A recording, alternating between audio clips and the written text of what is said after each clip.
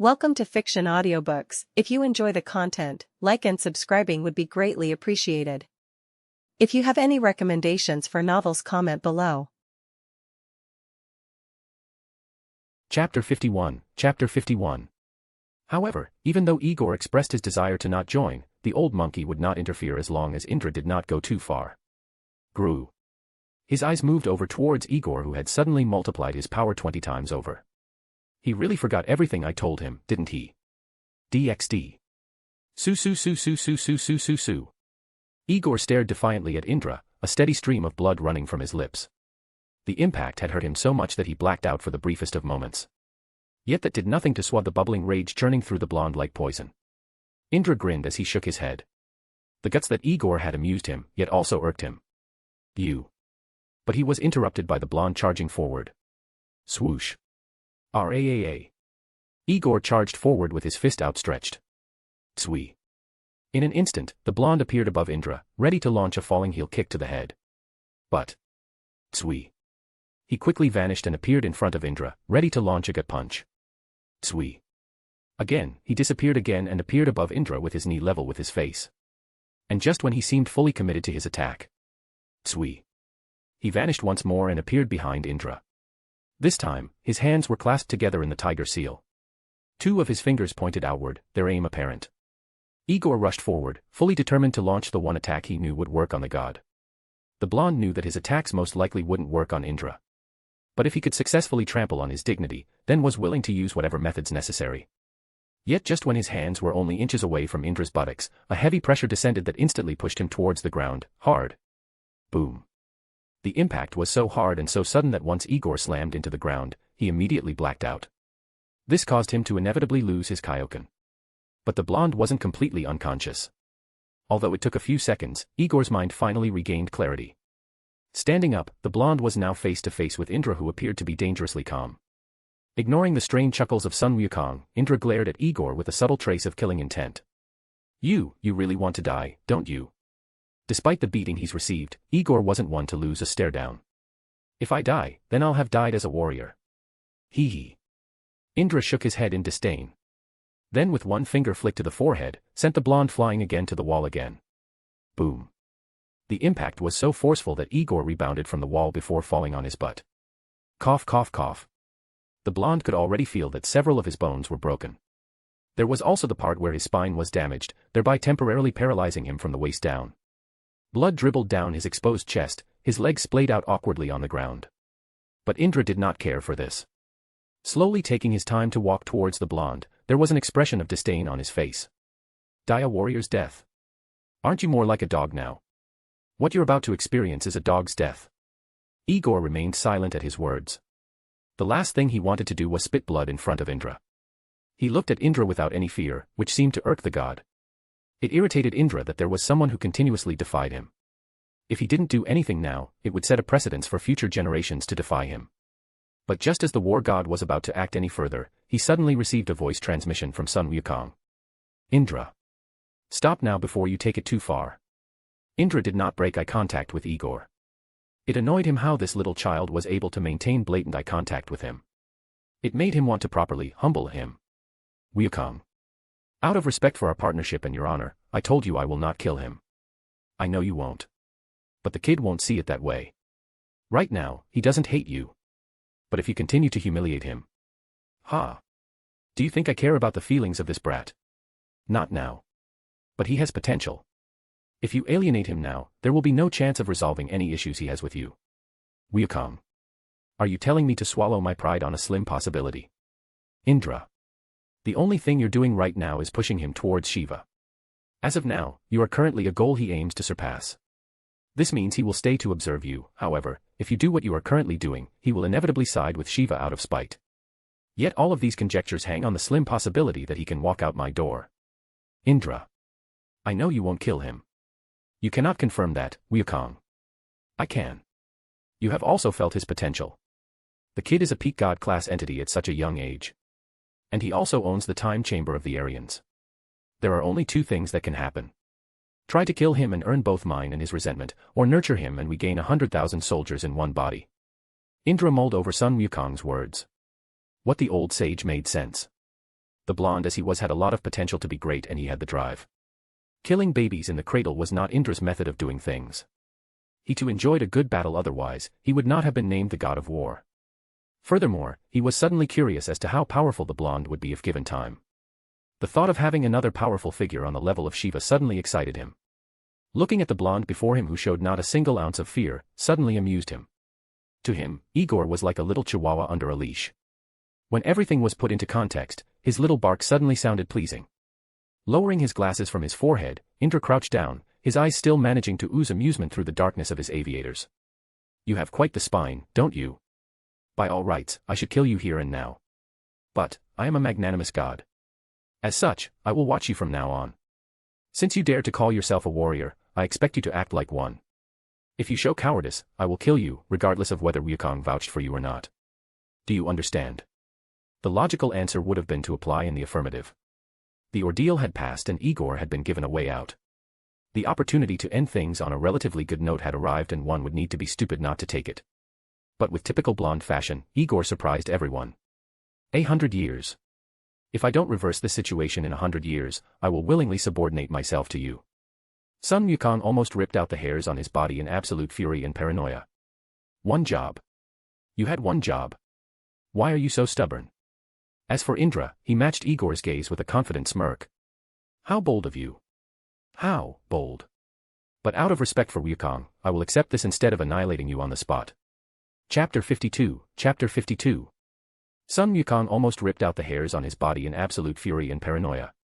One job. You had one job. Why are you so stubborn? As for Indra, he matched Igor's gaze with a confident smirk. How bold of you. Out of respect for Wukong, I will accept this instead of annihilating you on the spot. DxD.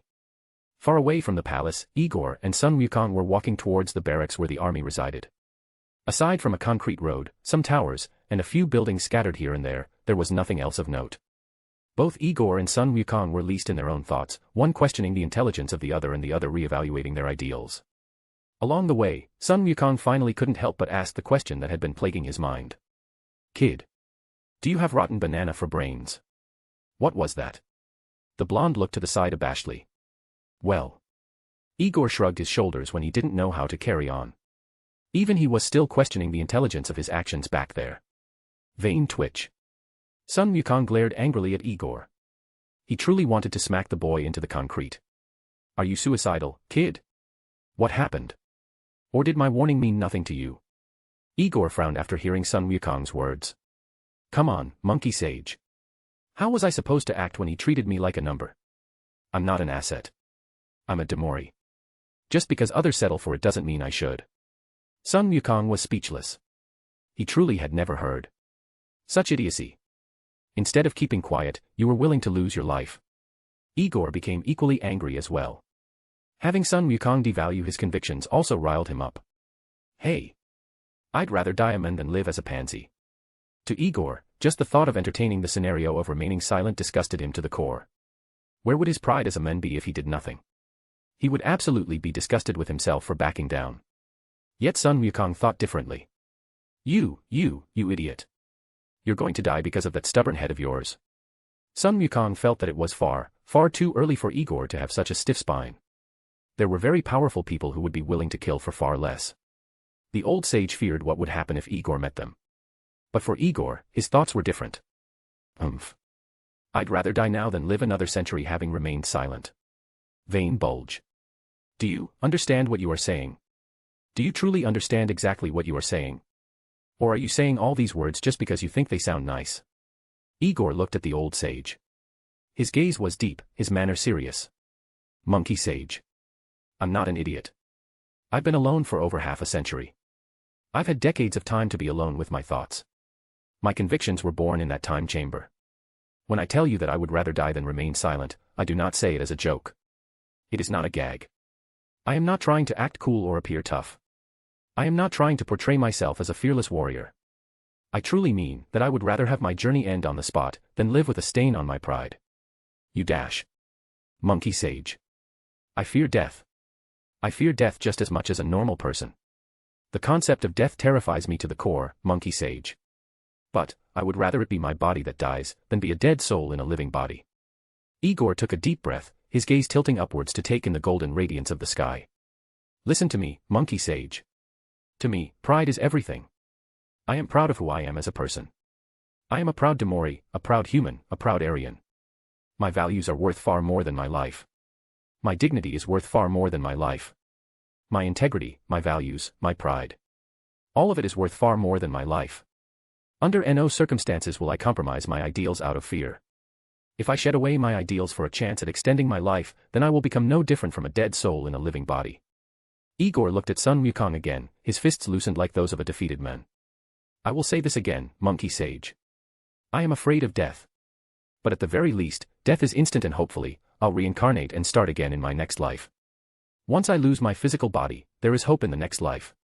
But if my soul dies first, if I lose my values before a blade, then that is when there is truly no hope for me.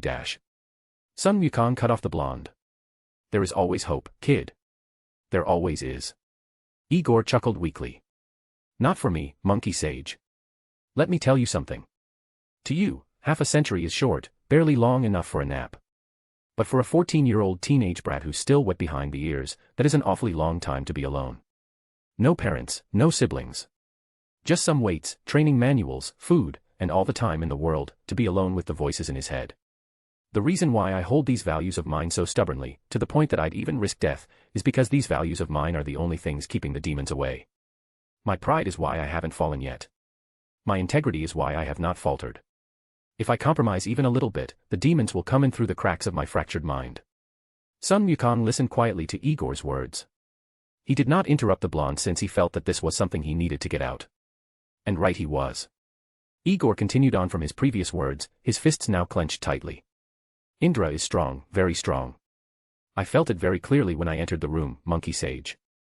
I know full well that even if I were 100 times stronger, I wouldn't be able to touch him.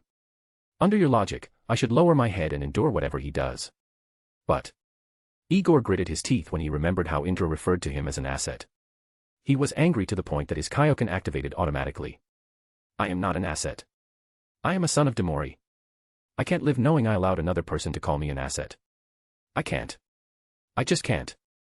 I don't care how powerful he is. He doesn't call me a bloody asset and expect me to stay silent. With each yell, the Kaioken multipliers shot up with each outburst he had. The concrete creaked painfully with each outburst until it finally started cracking. The amount of rage within the blonde's aura was palpable. I would rather die than live with broken pride. The sentence echoed throughout the area. His words were so profound that even Sun Wukong subconsciously repeated them. I would rather die than live with broken pride. The old monkey began thinking of his days when he was young, fearless, and unyielding. Now, he was a shell of his former self, time having eroded away the bright spark of his youth.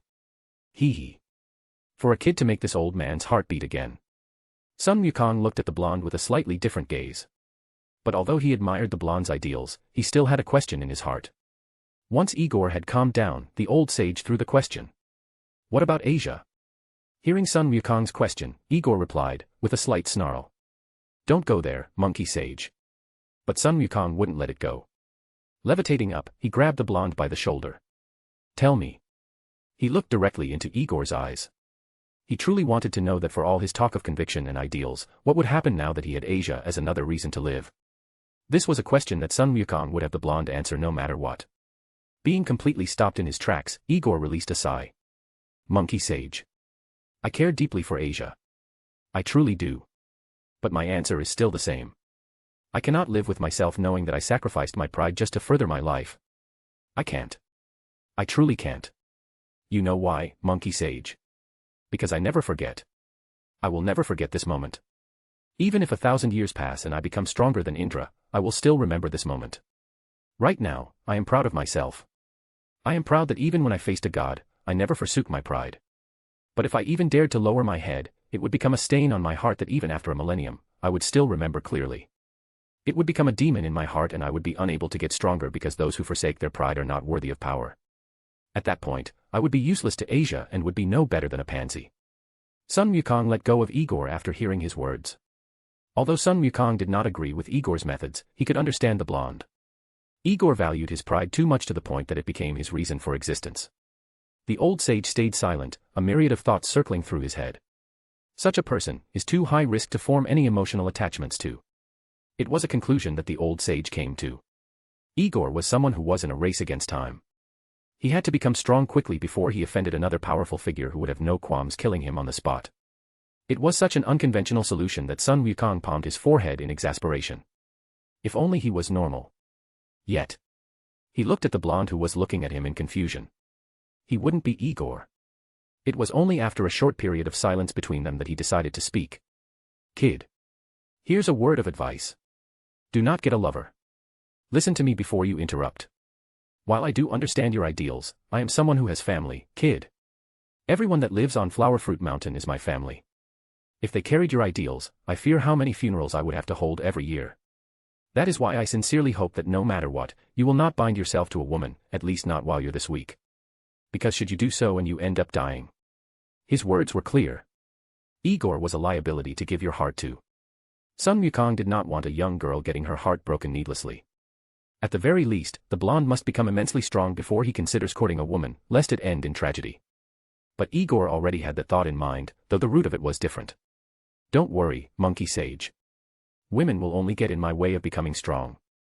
The blonde had seen many athletes in his past life suddenly grow bellies after 5 years of marriage. The last thing he needed was a woman interrupting his path to power. With his curiosity satisfied, Sun Wukong let go of Igor's shoulder and continued to lead the way ahead. All this time I thought this kid was actually an utter airhead. Yet to have such conviction, his achievements will surely be one of a kind. The images of Igor's resistance against Indra filled the old sage's head. His evaluation of Igor soared into the skies, to the point that he considered the blonde as a true warrior.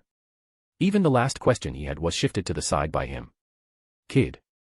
I would have asked you why you didn't hide in your time chamber, but I guess you had too much pride, huh? Silence. Sun Wukong gradually stopped hovering ahead when his words were met with silence. He turned around to clarify, but when he met with the blonde's blank face, he suddenly had a bad feeling. As for Igor, who was covered in cold sweat, he looked down on the ground in shame. He, I forgot I could do that. He, yeah. Igor looked up with some concern on his face. Monkey sage. Sun Wukong was absolutely furious. His evaluation of Igor soared right down to rock bottom. Idiot. You idiot. You truly do have rotten banana for brains. Wait, monkey sage dash. Idiot. Chapter 53, Chapter 53. Idiot. You idiot. You truly do have rotten banana for brains. Wait, monkey sage dash. Idiot. DxD. Sun Wukong and Igor finally reached the barracks. The duo entered without fuss and soon, the old monkey led the blonde to what seemed to be a large cafeteria. Numerous people of different races were walking around the large hall. Although they appeared different, the majority wore brown battle armor and each of them carried a spear and shield. A few looks were given at them, but that was all it was. Igor raised an eyebrow, fully expecting there to clamor around the old sage's arrival. But when he remembered how Sun Wukong could hide in plain sight, he didn't think much further about it. Igor gave the room a once-over and glanced at a few people, but that was all he gave them. Although seeing so many different races in one room was fascinating, that was all it was. None of their power was high enough to garner the blonde's interest. The strongest person Igor could feel was barely at the cusp of high class, something he couldn't truly bother with. They walked towards where people were standing in line with empty trays before Sun Wukong tapped Igor on the shoulder. I will leave you here, kid. Things will get hectic in a few days, so enjoy this momentary peace while it lasts. Order some food and pick a table. I'll send someone later to guide you to your temporary quarters. Again, try not to cause any trouble, kid. No promises, monkey sage. Knowing that was the best he would get at the moment, Sun Wukong could only sigh before vanishing on the spot. Igor looked around, but no one seemed to notice the old monkey vanish. Shrugging his shoulders, the blonde grinned. I have to learn how he does that. But now, it's time for me to leave. Placing 2 fingers on his forehead, Igor began to focus on the energy orb he left back in Italy. Come on. It shouldn't be taking me this long. Igor expanded his senses far and wide. Yet as the seconds strolled by, his face turned darker. We're not on Earth, are we? No matter how far his senses stretched, he couldn't encounter anything that even remotely resembled Earth. Every life force his senses passed through was immensely higher than the average humans. Even the animals possessed much more vibrant life force. Igor removed his fingers from his forehead with a sigh. I've already covered over 20,000 kilometers in every direction, and I am now absolutely sure that we are not on Earth. Lowering his fingers with a sigh, the blonde was about to go and get some food to pass the time when suddenly, another human-like male approached Igor. He had brown hair and very noticeable golden brown eyes. Although it didn't appear like it, Igor could see the muscles hidden beneath his robes. The male appeared to be slightly older than him, yet the bright smile on his face made him appear much younger. Igor was immensely curious, especially when he noticed his oddity. Another one. He looks human, but I can tell he isn't.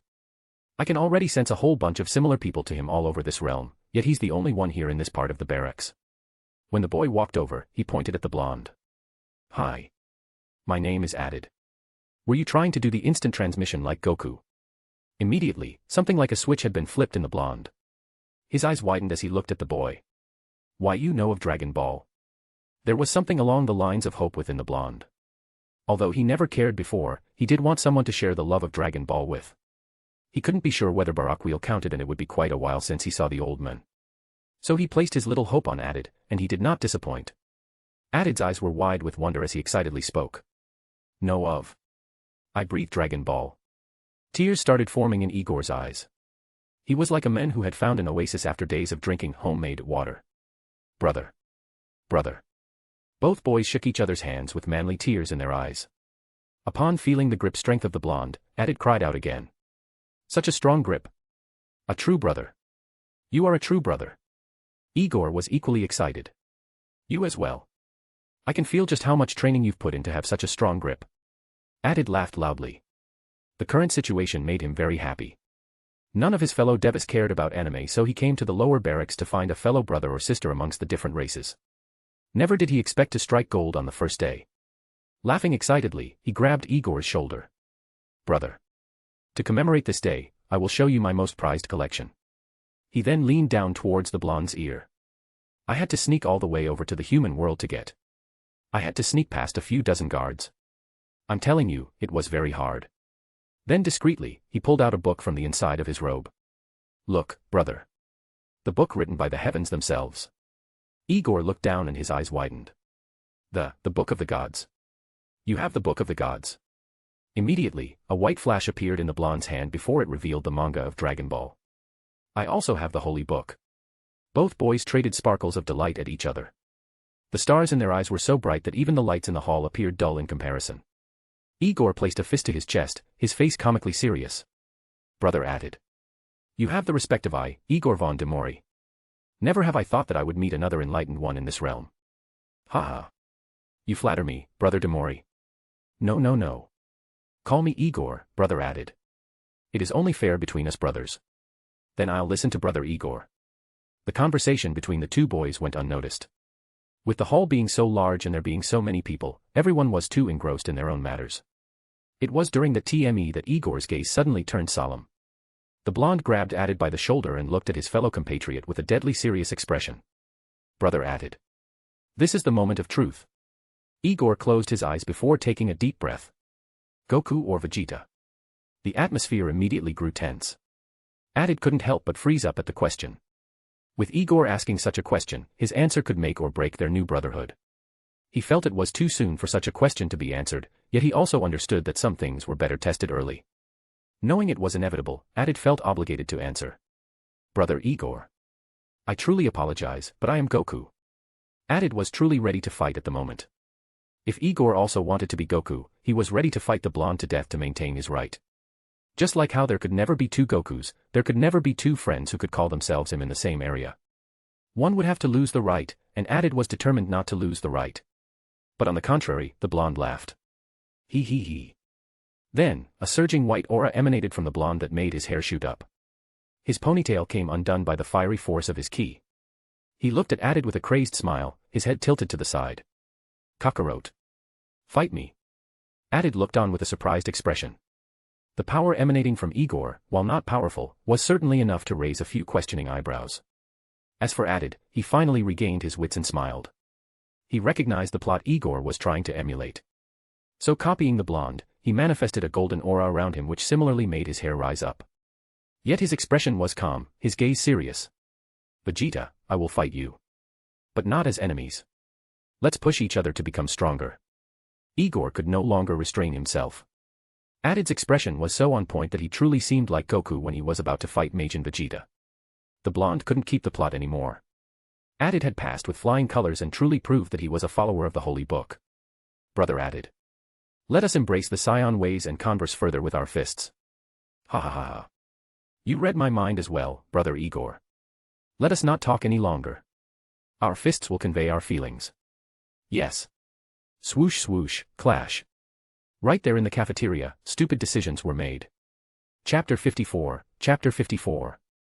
Brother added. Let us embrace the scion ways and converse further with our fists. Ha ha ha ha. You read my mind as well, brother Igor. Let us not talk any longer. Our fists will convey our feelings. Yes. Swoosh swoosh, clash. Right there in the cafeteria, stupid decisions were made. DxD. It was a peaceful day in the heavenly realm. Indra and Sun Wukong were still in the command room overlooking the entire heavenly realm. The royal purple skies filled with golden radiance coated the horizons, numerous little buildings laced with gold laying erect down below. The kingdom of Indra was large and well governed. Although the Deva population belonging to Indra wasn't particularly large, each member was very well off, enough to be compared to millionaires on earth. Indra valued perfection and his governance showed it. Both monkey and god stood next to each other, their gaze roaming Svarbeloka. Both men were quiet, the atmosphere between them slightly tense. Igor's aura still permeated the room, the special seals lining the wall not allowing it to easily dissipate outside. They were quiet, their gaze roaming the scene down below. This continued for a while until Indra tilted his head to look at Sun Wukong, a question in his head bubbling. Wukong. Why do you care so much for the boy? It was truly a question that had the god in quite the bundle of confusion. He had known the old sage for centuries, yet not once did he show such concern for anyone apart from his comrades or family. It was such a conundrum that Indra couldn't help but ask the question to satisfy his curiosity. Sun Wukong looked ahead with a sigh, a myriad of thoughts in his head. Because, Indra, that kid reminds me of myself in my youth. Indra raised an eyebrow at this. There was slight confusion since he was sure there were quite a few people like the blonde in the army. You probably think there are many like him, right? Looking at Sun Wukong's sly grin, Indra huffed. It always irked him when the old sage accurately predicted his thoughts at the worst of times. It made it seem as if he was the younger one between them. As if. Don't get ahead of yourself, Wukong. Sun Wukong looked at Indra with puffed cheeks, the wind trapped inside threatening to rush out in bursts of laughter. Puffed. Ha ha ha ha ha. Admit that the blonde is interesting. After all, many dared to resist, but none have ever attacked you. Out of thousands, he's the only one who took a stance against you. Sun Wukong was right. During the course of his life, many existences had resisted Indra, but none dared to attack him directly. The heavenly king was so powerful that those who were weaker could only silently endure or secretly grit their teeth. Out of the few hundred exceptional warriors that entered his command room, only the blonde dared to directly fight against him. It was so infuriating, yet so intriguing that Indra couldn't help but continuously think about that moment. It was the first time that a person of lesser strength dared to defy his authority right in front of him in their lonesome. Wukong. Tell me about that kid. No. Tell me about Demori. Sun Wukong was rightfully surprised. In all his years of working with Indra, very few people were able to make the war god remember their names. Even then, it was after a few decades or centuries had passed. Not even a day had passed and Indra being able to call Igor by his surname made the old monkey curious as to what was going on in the head of the one he called a friend. But first, he decided to answer the question. I don't know much about the kid. I've barely known him for more than a week as it is. What I can tell you is that this kid has so much potential that it's astounding. Even the most talented Aryans weren't so monstrous. But what truly has me support the blonde is because of his purity. Indra raised an eyebrow. Purity? Elaborate. Heh. Indra. In all my life, I have never seen a person with such pure aspirations. Do you know what the kid wants to be? He wants to be strong just for the sake of being strong. Whenever he speaks about his aspirations, there is no underlying motive. Indra was genuinely intrigued. Although rare, there were a few people across history who truly wanted to reach the limits of their strength just for the sake of it. But, they were truly very few in number, to the point that in a single human generation, the number would not surpass 10 in a census of billions. It was why Indra wanted to confirm. No revenge. World domination. Indra shook his head proudly, almost as if the subject of the conversation was his son. None. He simply wants to be strong just for the sake of it. And he works so hard to get there. It is as if becoming strong is an instinct of his. With such pure aspirations, is he not worthy of reaching the top? Indra turned away with a scoff. Even though Sun Wukong put it quite nicely, Indra still had one thought in his head about the blonde. He'll die before he can reach that goal. The old sage merely shrugged in response. And given what happened before, he rather would. You see, I had a little talk with him. I'll summarize what he said in one sentence. He said, I would rather die than live with broken pride. Indra looked up in mild shock and surprise. He truly said that. Sun Wukong nodded with a smile. Intriguing, is it not? Very few people can abide with such an ideology. That kid was truly willing to die for his ideal. The silence in the room stretched on, Indra stuck in his own thoughts. I would rather die than live with broken pride. The sentence itself seemed so simple, yet at the same time, profound, to the point that very few people would be able to grasp the essence of it. The war god seemed to be lost in his own mind, Igor's sentence especially resonating with him. It especially struck a chord in him since he was a god. As a god, especially one of war, Indra valued his pride greatly. As such, he truly understood the term, die with pride, then live in disgrace. Indra smiled, his lips releasing the quote again. I would rather die than live with broken pride. What do you think? Quite poetic, isn't it? Indra smiled lightly. Indeed it is. Sun Wukong looked at the god with a smile of his own. I wonder what sparks will result when he finally meets your son. It surely is bound to be explosive. Boom. Indra and Sun Wukong looked down towards the rising plume of smoke with curious expressions. The old monkey was about to inquire when he suddenly felt a familiar source of energy. Vein bulge. That brat added. Indra and the old monkey looked at each other before the former grinned. It certainly is explosive, Wukong. How about you become the seer in my army? Noticing the sarcasm, Sun Wukong huffed. I'll handle those too. DxD. Igor and Added looked at each other with matching grins of excitement. Both boys had their clothes torn in their battle, their eyes gleamed with so much delight that even the spectators watching them couldn't help but shiver. The cafeteria was already a huge mess. Tables were destroyed and the walls had massive cracks on them. Windows were shattered and people were scared. Despite they themselves being soldiers, none of them could hope to interfere in a battle between two powerhouses of the god class. Besides feeling it from their aura, the damage in the hall alone was sufficient proof. Every single block used to construct the hall is laced with blessings and seals that enhance their strength and durability to the point that even ultimate class entities would have a hard time laying a scratch on it. Yet those very walls were now riddled with cracks caused by the two boys. Igor looked at Added, not caring for the slight bruises and the dried trail of blood on his mouth. Brother Added. I had no idea you were this strong. You hid your strength pretty well. You flatter me, brother Igor. I thought I was already the most powerful in my generation, but you broadened my horizons. When one heard these words of flattery being passed at each other, they would think that their fight had come to a conclusion. They had already done enough damage to the hall and to themselves. Their clothes were torn and in disarray. The blonde had already removed his coat and was left bare-chested while Added had his robes torn so badly that he may as well tear off the upper half due to how many holes and tears it had. With the both of them having drawn blood from each other, it was reasonable that everything would end. But the fiery aura emanating from them said otherwise. Noticing that Added's aura was gradually recovering, Igor got into a stance. Brother Added. Can I assume that this isn't your full power? Added rubbed the back of his head with a laugh. Hee, brother Igor. I can't say this power is mine, but it is a part of me since I was born with it. Besides, I also felt that brother Igor has a hidden card, right? The blonde grinned. You guessed correctly, brother Added. But, I want to see your hand first. Added chuckled. Then I will embarrass myself in front of brother Igor. Then, Added's left hand was covered by a brief light for a moment before it unveiled a red dragon-like gauntlet with a massive green gem on the back of its palm. Added clenched his left hand a few times before looking at Igor. Watch, brother Igor. Then from the gauntlet, a deep voice bellowed. Boost. Grew. Igor widened his eyes when he felt Added suddenly get twice as strong. There was only one other method he knew of that could allow a user to amplify their power. Red Dragon Emperor. Added chuckled. He flexed his fingers, crimson claws covering. He then clenched them, his eyes locking with Igor's. Hee. Brother Igor guessed right. I am this generation's current security. I wonder if brother Igor is still willing to fight. Boost. Grew. Igor was silent for a while, which prompted Added to be concerned. Is he afraid? Yet before that slight disappointment could well up, Igor began to laugh. Ha ha ha ha ha. Yes. Yes. Yes. Yes. I finally found you. The blonde then pointed towards Added with an excited expression.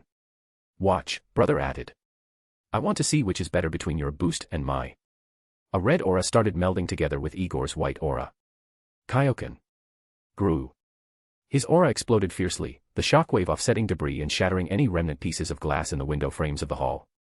The blonde looked at Added with a completely maniacal expression. His grin was so wide that if it stretched a notch further, his lips would tear. Yet his gaze remained focused on Added. Brother. Let's fight. It was already too late. The blonde was so fired up that even if Added did not consent, he would attack. Fortunately, his fellow compatriot seemed to have a similar ideal. With a matching grin, Added also got into a stance. Indeed, brother Igor. I can no longer wait. Ra. Rhea. Their powerful aura clashed with each other, resulting in a massive explosion to engulf the entire hall. Boom. Chapter 55, Chapter 55. Brother. Let's fight. It was already too late. The blonde was so fired up that even if Added did not consent, he would attack. Fortunately, his fellow compatriot seemed to have a similar ideal. With a matching grin, Added also got into a stance. Indeed, brother Igor. I can no longer wait. Ra. Rhea. Their powerful auras clashed with each other, resulting in a massive explosion engulfing the entire hall. Boom. DxD. Sun Wukong had just arrived at the scene and the sight before him made him freeze for a moment. The entire hall had shattered to pieces, not even leaving the roof behind. The explosive force of their aura had literally blew away everything around them. Even the ground was not spared, to the point that tiles had cracked away to reveal the cracked foundation beneath. Vein bulge. You brats. Sun Wukong's voice was so loud that both boys immediately covered their ears with a wince. Yet while one endured in silence, a certain blonde decided to make his displeasure known. With blood seeping through his ears, Igor yelled angrily with an expression of grievance. Fuck your mother. Shit. With his senses having heightened in preparation for battle, the old monkey's sudden scream nearly made Igor suffer an intense headache due to how loud his yell was. Usually, his body would have subconsciously lowered its sensitivity once the sound waves reached his ears. But Sun Wukong's yell was so loud and concentrated that even if Igor's senses had regressed to those of a normal, he still bled from his ears. But Sun Wukong didn't care about the blonde's pain. In response to Igor's yell, he summoned his staff, extended it, and whacked it over the head of the still inebriated blonde. Ow. That hurts, goddammit. Sun Wukong ignored the blonde and turned towards Added. He looked at the brown head with a somewhat disappointed expression. How you've grown, Added. You can ignore military regulations now, huh? Added cupped his hands and lowered his head respectfully. Good morning, uncle. I am not ignoring regulations per se. Brother Igor and I did not fight. We merely massaged each other at high speeds. How Added could say such lies with a straight face always confused Sun Wukong. Ever since he had known the boy, he could spout nonsense without his mouth twitching even once. But none of his escapades compared to this excuse he just delivered. Truly, the old sage had never heard such BU. I see. So why are your clothes torn? Added did not flinch at Sun Wukong's dry gaze. It is an inevitability when our pace transcends the speed of sound. Might I request permission from uncle to commission 4 dash? The monkey couldn't take it anymore. His tolerance was already weighing thin due to Igor's recent nonsense in Indra's command room. Now with Added's words, he couldn't help but place a hand on his forehead. All right. Stop. Just stop. I've heard enough of your nonsense. The money to repair the hall will be taken out of your allowance. Is that enough? Added smiled warmly. Whatever you deem fit, uncle. Sun Wukong rubbed his scalp with a sigh. I sometimes forget how annoying Indra's brat is. Turning to face the blonde again, it made him smile when he saw the blonde was still hunched over with his eyes closed and his hands towards his ears. It was truly a sight for sore eyes. Heh. He drank in Igor's appearance, using the blonde to recharge his tolerance bar before turning towards the source who would guzzle it down if given the chance. But, he suddenly had an idea in his mind that made him smile mischievously. Looking at Added in a sagely manner, he stroked his beard. Before I leave, know that your father knows about this matter. Also, if this hall isn't rebuilt within a week, I will burn your manga collection dash. No. I'll build it. I'll build it. Added's composure took a leave of absence the moment his manga collection was threatened. Many of those were original copies taken directly from the homes of each author. That meant only one existed. If they were burnt. Added shivered at the thought. Uncle. Please don't burn it. Sun Wukong smiled evilly. Ha ha ha ha. Don't ever get smart with me, kid. He then vanished on the spot, leaving Added with shell shock and Igor silently cursing his ancestors. If he had stayed to listen to the blonde's words, then his tolerance bar might have really taken a hit. DxD. 2 weeks had passed since Igor's arrival at Svargaloka. Due to certain reasons, the offensive against Shiva was delayed by another week. Now, the army marched towards the battlefield where Shiva's army waited for them. Forming the center squadrons were the Deva race. Forming the flanks were a myriad of different races with the crux of them being yokai. Overlooking the army from above was Indra and dozens of different Buddhas and other devas of the supreme god class. Standing next to him on his right was Sun Wukong, his most trusted partner and aide. Indra's army for this fight totaled at 250,000 with the Deva race making up 80% of that amount. The strongest amongst the foot soldiers was around the entry level of god class. The weakest general that commanded the troops was low god class while the strongest was peak god class. Every Buddha hovering in the sky was in the supreme god class, their individual strength varying. As for Shiva, while the strength and number of their upper echelons was roughly the same, his foot soldiers had higher strength on average. This was what Igor could roughly glean from spreading his senses. Having not seen added for the past 3 days, he aimlessly stood to the side and watched troops ready themselves for battle. The tension in the air was palpable. As the distance between the troops changed from kilometers to meters, intense bloodlust suddenly clouded the air. Igor was taken by surprise by it since never had he ever felt such intense bloodlust. Yet instead of making him scared, he found himself grinning, almost as if he was home. The pressure in the air excited him right down to his subconscious, the aura of intense killing intent stroking his battle lust. The killing intent he received from Barakiel had nothing on the collective bloodlust of hundreds of thousands of soldiers. With the army separated by a distance of 500 meters, they came to a complete standstill. The respective big shots of each army hovered above without any movements. It was clear that the infantry would fight first. And fight they would. Charge. Rhea. For the heavenly king. Swoosh swoosh swoosh swoosh swoosh swoosh. Everyone rushed forward with complete determination. Some flew in the air while others dashed on the ground. Horses in a supernatural war were completely useless. In fact, they would be considered a liability. Clang clang clang clang clang. Igor watched as the armies met in the center. His eyes were wide open to witness the sight of blood peppering the skies. His expectations were completely thrown off the roof. That quickly. I thought there would be a minute or two before blood started flying. Yet what Igor just witnessed was the cold reality. Some unfortunate new recruits tripped over themselves and had a sword to the head break their fall. Some warriors were simply unlucky and came face to face with someone above their level, forcing them to be demoted from soldier to temporary sword sheath. The minutes drew on, the war getting fiercer. Blood was spilled and souls rose into the skies and sucked into mirrors that would be used to revive them later. This was one of the reasons why the Hindu mythology was so strong. Wars like this happened every month and each warrior did not have to fear a permanent death. But unfortunately, pain still existed. War cries were soon replaced by screams of pain accompanied by severed limbs and pierced hearts. Those with lower stamina and power were being gradually sifted out. Shiva's army was pushing Indra's back. The bellows of commanders shouting orders could be heard amongst the serenade of screaming men. Igor was gradually being introduced to the fact that war was indeed bloody, very very bloody. The ground had already been dyed red and soldiers tripped over the corpse of their own comrades. The sounds of weapons clashing was replaced by the soft sound of flesh being pierced. Flashy techniques some people trained in their yards were replaced for the simplest of sword swings and spear thrusts. It was impossible to tell friend from foe when everyone had their armor dyed red. They could only attack forward, their weapons piercing whoever was facing them and ignoring whoever had their backs turned to them. Although unsightly, it was not rare for a man to be felled by his own ally in a moment of confusion. Their minds are too chaotic to even sense if someone is from their army or not. And so the sounds of weapons smashing against each other ensued, the desperate screams of soldiers overshadowing the commands of generals. Yet even as Igor witnessed this, he wasn't frightened. Rather, he was getting excited. The scent of blood, the killing intent permeating the air, all of this served to make him itch to jump in. It was such an irrational reaction, yet the blonde did not question it. To him, it was as simple as feeling hungry or thirsty. The need to jump in and fight was too intrinsic that just like how a starved man would not check food for poison, Igor would not question why he was consumed by the desire to fight. So while the starved man would wolf down his food. Su su su su su su su su su su. I can't hold it anymore. He would embrace his desire. He was so excited that he could no longer stabilize his kaioken at 60%. Rather, he was subconsciously increasing the multiplier. The need to fight was stroked so rapidly that Igor found it very hard to hold himself back. He had been told by Sun Wukong not to interfere. But simply watching couldn't do it for him anymore.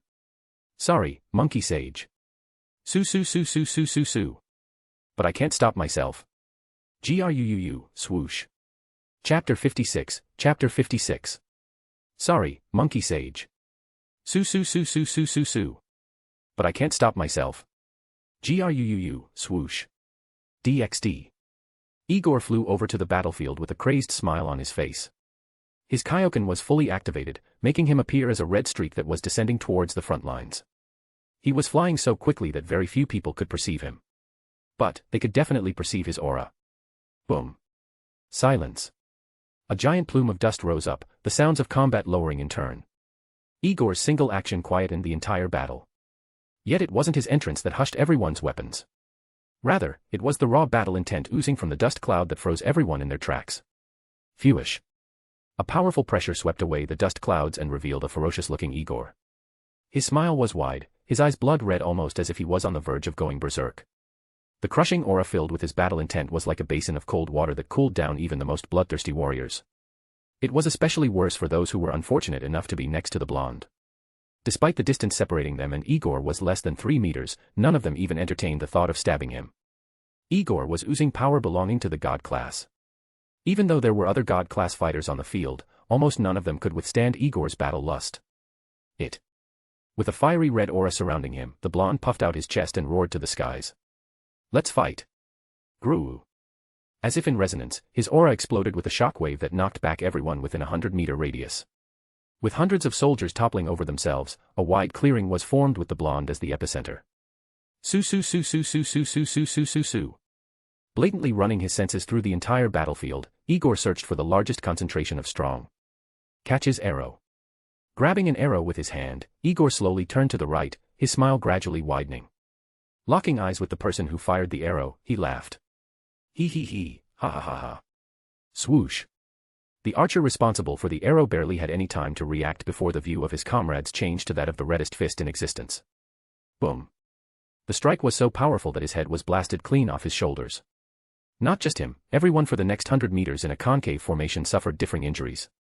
The ones in the immediate vicinity instantly lost their lease on life without delay. Those a bit further away were blasted away with severe injuries that essentially made them free achievement points on the battlefield. Even those nearing the end of the range had to trade a liter of blood to extend their life subscription. Yet out of dozens of people, only 3 stood tall with barely any injuries. They were heavily armored warriors from Shiva's army that wielded massive shields and long swords. Each of them were powerhouses of the god realm, warriors that faced the blonde without fear. Igor was similarly excited as well when he met each of their gazes. His blood was running so hot that visible mist seeped through the gaps in his teeth. He got into a charging stance, his body crouched and his arms spread back like wings. The aura around him grew intense, his Kaioken threatening to burst through the restraints of the ×2 multiplier. The already hardened earth beneath his feet cracked, his gaze locked onto his targets. The 3 warriors also looked at the blonde, their swords gradually being covered in golden light. The situation was tense. Everyone had stopped fighting and instead, spectated. They could fight against each other again in the following months, but there was no guarantee that they could witness such a battle like this. It also helped that neither side were truly enemies, thus they could stand side to side without any issues. With the surroundings completely silent, the stare down between Igor and the 3 armored warriors gradually reached its end. Giving a coy grin, Igor charged forward first. Swoosh. Swoosh swoosh swoosh. The 3 warriors also charged ahead to meet the blonde, their armor not restricting them at all in terms of speed. 3 golden streaks rushed forward to meet 1 red streak, the rest of the warriors instinctively retreating to provide space. And their decision was correct. Boom. Their clash was so monstrous that the shockwave alone shook the entire battlefield, disorienting everyone in the process. A sound like a dozen thunderclaps caused some of the weaker soldiers to start bleeding from their ears, their passive auras not enough to block out the majority of the sound waves. As for Igor, he had used 2 aura blades to block the 2 swords that had curved towards his neck. The 3rd warrior had his shield up, smoke wafting from it after he had to block a sneaky mouth blast from the blonde. Everything was once again quiet, as if a temporary ceasefire had been issued. The situation was in a standstill, giving everyone just the briefest of seconds to take in the scene, before all 4 of them suddenly vanished. Then. Boom boom boom boom boom. The sounds of impact cascaded from the skies and the ground. Most of the people present could regretfully only hear the sounds of battle. They were simply not powerful enough to perceive such high-speed combat. Only those within the peak of ultimate class could follow the battle with their eyes. Their necks swiveled at every turn, their frightened eyes exposing the fear and shock emanating from deep within. Everyone knew that above ultimate class, God class was the new beginning. Yet very few could comprehend just how wide the gulf between the 2 classes was. It was not a simple chasm that could be spanned across with a bridge. The difference between God class and ultimate class was so high that even if 100 peak ultimate class warriors arrived, they would barely be able to defeat an entry-level God class entity. This was a fundamental truth that the peak ultimate classes watching understood, their individual thoughts aligning. I wouldn't last a second. Such was the spectacle they witnessed that any thoughts of interfering were tossed aside. As for the few God class fighters in Indra's army, none of them went on to help the blonde. Their reason was not out of fear or maliciousness, but rather out of respect. They could accurately gauge that Igor wanted to fight all three of them alone without any outside help. And judging by... Ha ha ha ha ha. Good hit. The blonde's excited voice ringing through the vicinity, their choice couldn't have been more correct. Igor was wholeheartedly enjoying the fight. Although it was 3-on-1, the blonde still had activated his Kaioken, his doubled strength placing him at the absolute threshold of low God class to mid God class. It was not just his power, but his reaction speed had been doubled as well. This allowed him to counter the numerous attacks launched at him from all directions. Furthermore, it was even worse for the three armored warriors since. Goo. This is for the punch you gave me. The punch Igor received a few moments prior reset his hard drive and lowered the bubbliness of his blood. It allowed him to fully focus all his rampaging emotions of excitement into the fight, into enjoying the battle, analyze his opponent's moves, and grow. And the blonde certainly grew. Tsui, goo goo goo goo goo goo goo goo goo crunch. Appearing to the side of one armored warrior, Igor released nearly a dozen punches to the side of his helmet like a Gatling gun. The punches came in such quick succession that the unlucky warrior's eyes rolled to the back of his head, his body dropping towards the ground like a rag doll. The side of his helmet had caved into his skull, his blood coming out from his eyes, nose, and mouth. The two remaining warriors remained on the spot, their shock, fear, and caution being vividly displayed. They never assumed that their comrade could die so quickly and to pure physical strength at that. The blonde had been dominating them with his fists, his aura swords only manifesting with the task of defending or parrying strikes. It would be understandable if their comrade died to those swords. Yet for him to die to a punch, made them fear just how strong Igor's physique was, to the point that even their divine armor couldn't withstand it. Igor's physique was truly monstrous and rightfully so. For 60 years, he had been enduring varying multiplications of Earth's gravity. And quite recently, he was able to endure over 100 times Earth gravity. Having trained in such a high gravity level for over 5 years, Igor was able to go past the peak of ultimate class and enter the leagues of the gods. It was why he was able to contend against divine armor with just his fists, and why the warriors were in complete shock. Igor watched them with a smile and spread his hands in a sagely manner. Were it not for his wide grin and his right hand covered in brain matter, he might have truly appeared like a sage. Nonetheless, the blonde didn't care about his current appearance. Your armor is tough. I had to test it out a bit, but nothing my good old fist can't punch through. Their caution had heightened. They got into their stances while Igor swung around his elbow with a cocky grin. The two of you aren't enough. Bring 30 more. Silence. If the battlefield wasn't silent before, now it truly was. Even the observers hovering high in the sky quietened down at the blonde's arrogant remark. While some wore expressions of disdain and mocking, only 3 people had one of interest. They were Sun Wukong, Indra, and Shiva. Chapter 57. Chapter 57. The 3 of you weren't enough. Bring 30 more. Silence. If the battlefield wasn't silent before, now it truly was. Even the observers hovering high in the sky quietened down at the blonde's arrogant remark. While some wore expressions of disdain and mocking, only 3 people had one of interest. They were Sun Wukong, Indra, and Shiva. DxD. Indra didn't even bother to suppress the smirk on his face after hearing Igor's words. So impressed was he that he truly wanted to see how the blonde would fare were there to be 32 heavily armored warriors after him. Although, he was quite sure the blonde could win, especially after Igor had released the power of a high god class entity in his office. But furthermore, he heard from Sun Wukong that Igor apparently could become as strong as a peak god class entity if given a minute to properly power up. Although peak god class entities were not worth mentioning to him, it was a different thing entirely if the one in question was a kid who's barely started growing hair. Indra stared menacingly at Shiva, yet the god of destruction appeared to be ignoring him in favor of observing the blonde. Vain twitch. Ignoring me again, I see. Humph. On the other side, Shiva watched with a slight smile as the blonde challenged his army. Even though he should feel offended, he felt intrigue. But, Nandi, his chief attendant thought differently. The pale blue man instantly appeared next to him, his face the epitome of humbleness and respect. Nandi was dressed in a black robe that had a blue sash tied around his waist. He also wore a black cuirass that had orange and yellow decorations. But his most interesting features were his scepter and the large halo ring around his neck. His distinctive pale blue skin was further enhanced by his long silver hair tied up in a bun, making him appear rather effeminate. Yet for all his noble appearance, very few people know that he was both older and far stronger than Shiva. Furthermore, Nandi was an angel, an existence that serves to train and attend to a universe's god of destruction. Even though Nandi was more powerful, he remained a faithful attendant to Shiva, addressing him as Lord and catering to his every need should his wife not be around. For millions of years, Paleman had accompanied him through thick and thin, aiding him in matters that would normally be deemed too low for Shiva to personally oversee. Just like now, the men had gone down to oversee the situation in Shiva's place and came back to report, his hands respectfully clasped together. "My lord.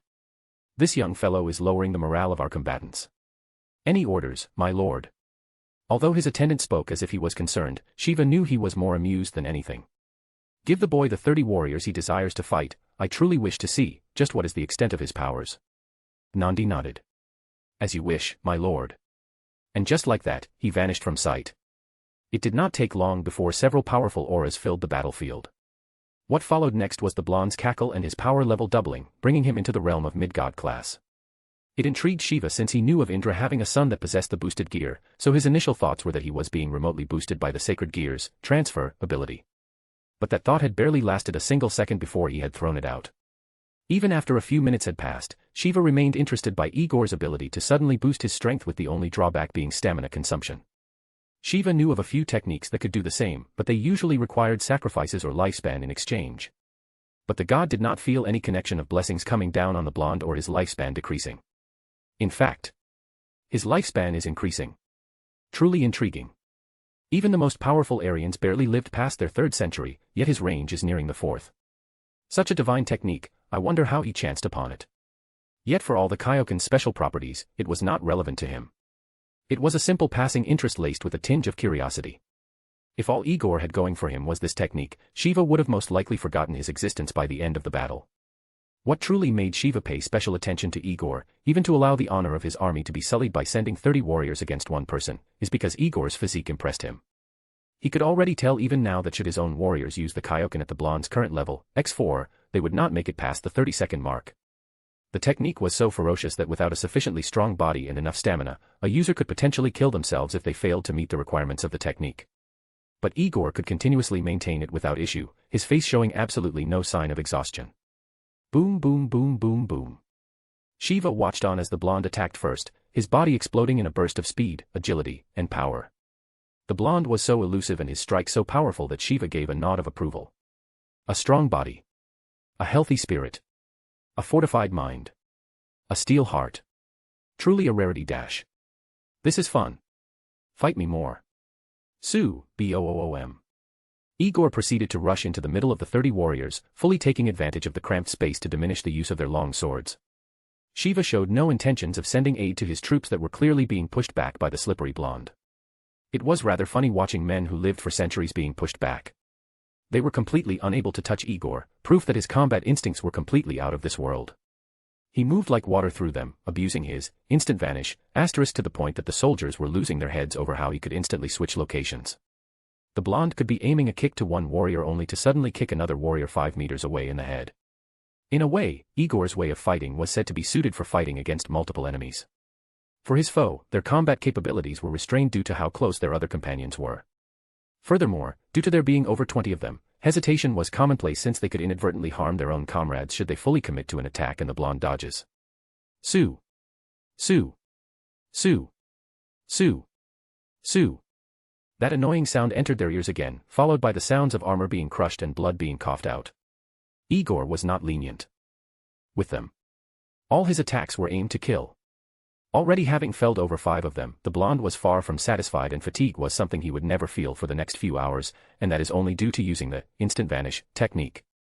Previously, Igor could barely use the instant vanish twice without being tired. Back when he was still high class, he needed to utilize the aura burning state technique to break the limit cap on the instant vanish technique.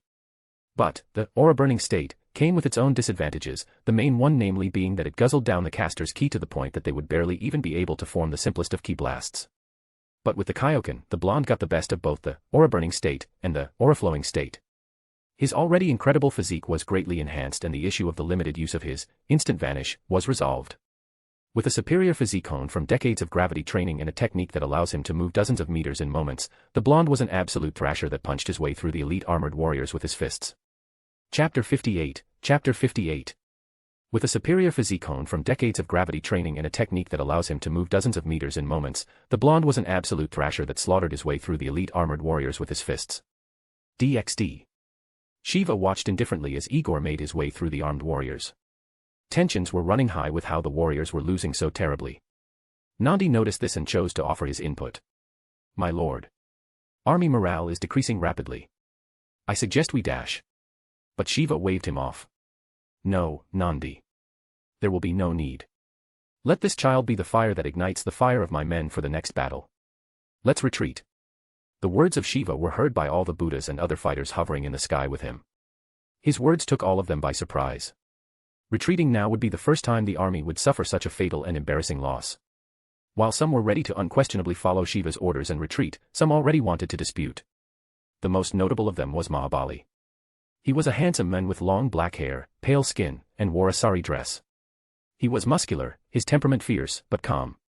Mahabali was one of the few people who genuinely hated Indra to the core. The war god was responsible for killing his father during the Asura War, resulting in an unforgivable grudge that he would hold until the end of time. It was understandable why he was one of the few people who were extremely unsatisfied with Shiva's decision. So gritting his teeth in determination, Mahabali flew over to Shiva and bowed his head. Lord Shiva. Please allow me to suggest that we continue pressing on. We may not hold the advantage now, but I am confident our generals can quell the threat our men are facing below. As much as Mahabali wanted to descend himself and handle the blonde, he knew that someone from Indra's side would immediately stop him. It was already sort of an unspoken rule between the two armies that anyone in the Supreme God class cannot interfere in a battle of God class entities and lower. It was why Mahabali could only relay the responsibility of quelling the blonde towards the generals. But Shiva remained stalwart. He had already made his decision and did not want to be questioned on it. And he let that be shown through his aura, something which caused Mahabali to tense up and lower his head even further. Sometimes, people would forget how powerful Shiva was. With his appearance of a handsome middle school boy, his luscious blue-black hair would make him seem like a target of underestimation. This was further enhanced by how he was laid back in nature, the representation of a polite and well-spoken person. But that was when his authority wasn't questioned. What did I say? A cold sweat covered Mahabali's head. Forgive me, my lord. We will retreat at once. Mahabali went away and immediately relayed the order to retreat. As for Nandi, he smiled kindly at Shiva, amusement written on his face. Once again, my lord has taken the opportunity to retreat, not for the noble reasons he stated, but because he wants to sleep. Nandi had served Shiva for countless years. He was already clear with his lord's antics. Although he appeared rather eloquent on the outside, he was very lazy when he was within the confines of his own home. It was fairly understandable given that Shiva was already an entity that already had the power to destroy the universe. With no one to challenge him anymore, his rate of gaining strength had decreased and sleep had become his favorite pastime. But beneath all of that, Shiva was a warrior through and through. Having come from the bottom as well, he valued genuine hard work. Having been born a mortal, he put in his all into becoming stronger. And when he was selected as a candidate for the title of Destroyer, he put in even more hard work, surpassing all the candidates chosen along with him. Even when he succeeded and became a god, he continued to work hard to surpass his limits and eventually reached his current level of power. It was why Shiva appreciated people who sought personal strength and abhorred politics and schemes. A person with a strong body and a strong heart was someone he would always have a good impression of. And right now, he had a good impression of Igor. Nandi watched from the corner of his eye at Shiva's slight grin. It made him more curious at the object of his lord's positive mood.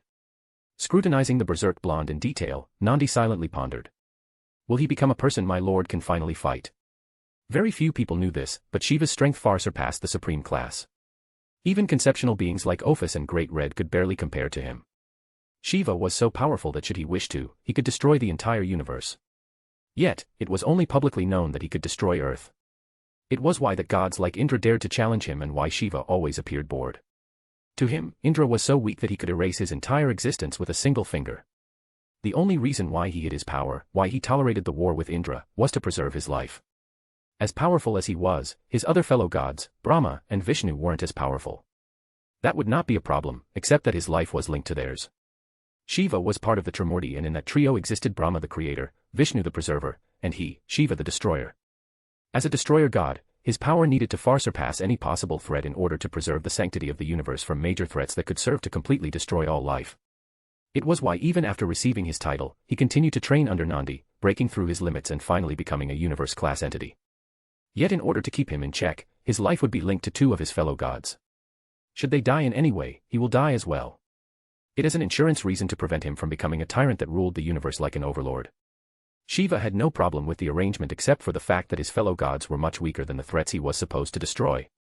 It was why if his true power was known, then it would only be a matter of time before his weakness would be discovered as well. That was why he hid his power, to not make people completely afraid of him. Because the first thing they would do is scour every possible way to defeat him, and who better to get that information than from his fellow gods. If several supreme-class entities teamed up, they could overwhelm Vishnu and Brahma, and with how wide the supernatural world was, numerous methods of extracting information existed. Shiva was by no means benevolent. He did not seek the approval of people or cared for their opinions. But he had a job to prioritize, and he cared not for fame. If people severely underestimated his power, then so be it. None of them were stronger than even his presumed power, and should they become a threat, he can destroy them in an instant. Rather than have the entire supernatural world wary of his power, he would rather spend time with his family, sleep, and occasionally train every once in a while. As for fighting Indra, it was a combination of boredom, expectations, and keeping up appearances. Hundreds upon thousands of years ago, Indra approached him looking for a fight. Out of boredom, he fought Indra and eventually saw potential in the fledgling war god. He believed that given a few thousand years, Indra could become an opponent on equal footing with him. Yet his disappointment surged with each passing millennium. Indra had completely stagnated, his strength no longer increasing due to the god no longer trying to increase his power. The war god believed that with his power having reached the point of being able to obliterate an entire planet out of existence, it was enough to rival the god of destruction. But while Shiva was disappointed in Indra, it also sparked an idea within him. Using Indra as a premise, he began recruiting warriors while the war god did the same. While the latter assumed it would be a simple competition between each other, Shiva's intentions stretched further. He would look for a talent, someone with an absolute thirst for power, and someone who adored battle. And today, he found a potential candidate. With the appearance of the blonde, he took an interest. But that was all it was, an interest. There were many, many people who came before the blonde. All of them had talent and the capability to reach for the peak, yet none of them satisfied his requirements. They all softened as they advanced in years, none of them holding that thirst for battle that they had in their youth. Shiva had observed in the likes of Sun Wukong, but was eventually disappointed when the great sage also stopped advancing. Although his requirements were harsh, he did not need another Indra to waste his time. Holding on to Nandi's hand, Shiva thought to himself. Since he spent over 6 decades in that little chamber of his, if he reaches supreme class within the next 100 years, I will consider nurturing him. It was an impossible goal, even if the blonde was an Aryan. But that was precisely the results Shiva expected at this point. He believed that if Igor truly had the conviction, the drive, and the singular mind to reach that goal, he could become a supreme class entity within a century. The blonde already had the foundation. His physique was already one of the best Shiva had seen in his years of life. He had the time chamber artifact, meaning he had a private place to fully train without consequence. With all this in place, if Igor cannot reach the supreme class within a 100-year time frame, then Shiva will ignore him like the rest. I hope you have the necessary conviction. He then grabbed Nandi's arm, his eyes not leaving Igor's form. It's about time I retire.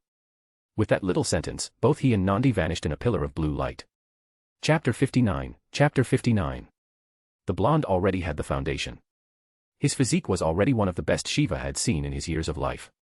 He had the time chamber artifact, meaning he had a private place to fully train without consequence. With all this in place, if Igor cannot reach the supreme class within a 100-year time frame, then Shiva will ignore him like the rest. I hope you have the necessary conviction. He then grabbed Nandi's arm, his eyes not leaving Igor's form. It's about time I retire. DxD. A week had passed since the war ended. During the week, Igor was assaulted by numerous praises from many individuals in the army. His feat of driving Shiva's army to retreat was witnessed by everyone. The constant parade of dozens of people coming to greet and congratulate him was grating on his nerves. Too many people were trying to make friends with him, yet the blonde had no interest in them at all. To be precise, he didn't want hordes of people lining up outside his room every day. Even as the subject of the praise, Igor was more annoyed than gratified at having his privacy constantly invaded.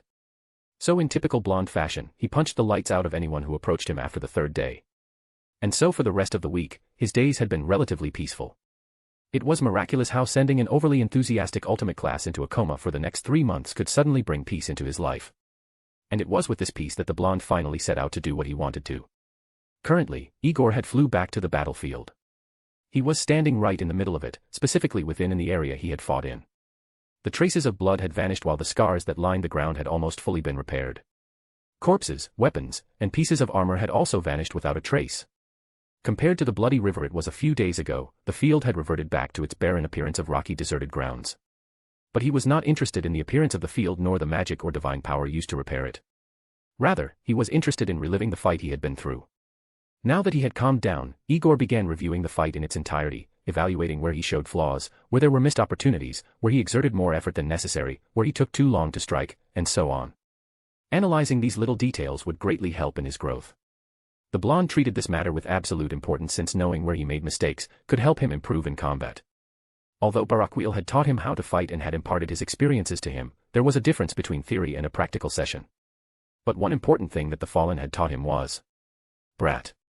Remember that after every single battle you fight, review it in its entirety. It does not matter whether you lost or won. I don't care if your opponent was a god or an ant. Whether it was a devastating loss or an overwhelming victory, always review the fight. Even though Barakiel had only taught him for a month, Igor still remembered the old man's lessons. Although he might be stronger than the Fallen, his insight and experience was still a bit lacking. Barakiel had lived for thousands of years, so the blonde wasn't about to dispute the man's words, especially when they were true. Even now, the blonde had already analyzed a few errors that he had made during his fight. Reliving the fight with his eyes closed, Igor carefully went through the entire fight, the staggering amount of errors he made shocking him to the core. It was to the point that the veins on his forehead twitching from frustration. Damn it. I could have ended that one in a single shot, but I didn't because I was laughing. The blonde was reliving the battle like a spectator. Similar to an out-of-body experience, Igor was able to watch his actions with a 360-degree view. Watching how he appeared demented in the moment, the blonde couldn't help but feel a twinge of embarrassment alongside his rage. His random cackles, the bloodthirsty look on his face, and the way his eyes glazed over in euphoria when confronting the legion of 30 warriors made Igor feel completely and utterly embarrassed and ashamed in himself. It was such a humiliating sight that the blonde immediately stopped reviewing the fight. Aya. I look horrible. Just like how a starving person would drool at the sight of food, Igor appeared to be possessed at the sight of battle. There was a stark difference between living in the moment and reviewing the moment. At the moment, he was excited, but thinking back on it now, the blonde felt like slapping his past self for why he smiled like a crazy person. There was nothing more he wished to do than rewind time on the spot. But unfortunately, he lacked the power to do so. Either way, there was nothing he could do about it. Gritting his teeth, he analyzed every single detail of the fight right up to the moment when the armed warriors suddenly flew away while the army retreated. He crucially analyzed every scene, taking note of the things he could have done to end things a bit quicker. He endured the humiliating sights, even when his body shivered at some of the things his past self said. No matter when he felt like plucking his eyes out or strangling himself to death, he endured and continued to watch everything. He could only chant one mantra in his head every time he watched his past self quite literally drool at the sight of dozens of swords coming towards him. For power, you have to endure. You have to endure. And having finally endured everything, he came to a conclusion. If I was smarter, I wouldn't have needed to go beyond Kaioken times 2. Most of them were low Satan class, so there was no need for me to amp it up so much. I just wasted energy and a good fight unnecessarily. As much as he was stronger than them, he still took this little lesson to heart. Igor knew he was powerful, but wasn't even close to the top brass that hovered high up in the clouds. In fact, just remembering now that dozens, if not hundreds of Supreme-class entities were watching his little fight almost made him weak-kneed at how arrogant he appeared. Palming his forehead, he sighed. Don't get arrogant, Igor. We're still far, far away from the likes of the monkey sage and Indra. The last thing he wanted was to get drunk on power and eventually degrade into scum that bullied the weak and feared the strong. People like those were ones that the blonde hated, since they would never improve and would act as a bar that would prevent the truly determined from passing through. Shaking his head at those wayward thoughts, Igor took a minute to himself to readjust his mind, to bring himself back to reality and reflect on his actions. Okay. Let's start this slow. Gru su su su su su su su. Activating his Kaioken, the blonde bent his knees and got into a stance. He closed his eyes, the sudden darkness being replaced by the appearance of 3 armed warriors. He took in deep, calming breaths, the fluctuations of his aura steadying. Let's try this again. He kept his eyes closed, his legs ready to charge at his imaginary opponents. All right. Su. DxD. In the command room high in the sky, Indra and Sun Wukong were watching the blonde whiz through the battlefield, launching and blocking attacks launched by imaginary opponents. He was moving so fast that his figure could barely be seen aside from the momentary streaks of red. Igor went all over the battlefield, perfectly emulating the scenes that happened a week ago. But unlike before, his power was controlled and his moves were decisive. Igor was so into his training that there were also moments where he appeared to be struggling, his aura even fluctuating to mimic the imaginary situation. Having limited himself to his Kaioken X2, the blonde was trapped within the peak of low god class, almost level with his opponents. And yet with these restraints, his usage of instant vanish was more concise. With him being serious and in control of his mind, he was able to use his superior strength and agility to place himself in an advantageous position.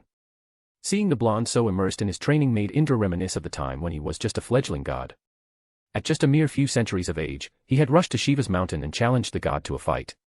He was beaten so thoroughly that when he got back to his mountain, he did the same thing as the blonde and relived the fight to see where he went wrong. Watching the blonde do the same made him smile. Turning towards a wide-eyed Sun Wukong, he laid his hand on the shoulder of the sage. I remember that you promised to train Demori. Train him well. Placing his hands into his pockets, he walked away, a satisfied smile on his face. How strong will he get, I wonder?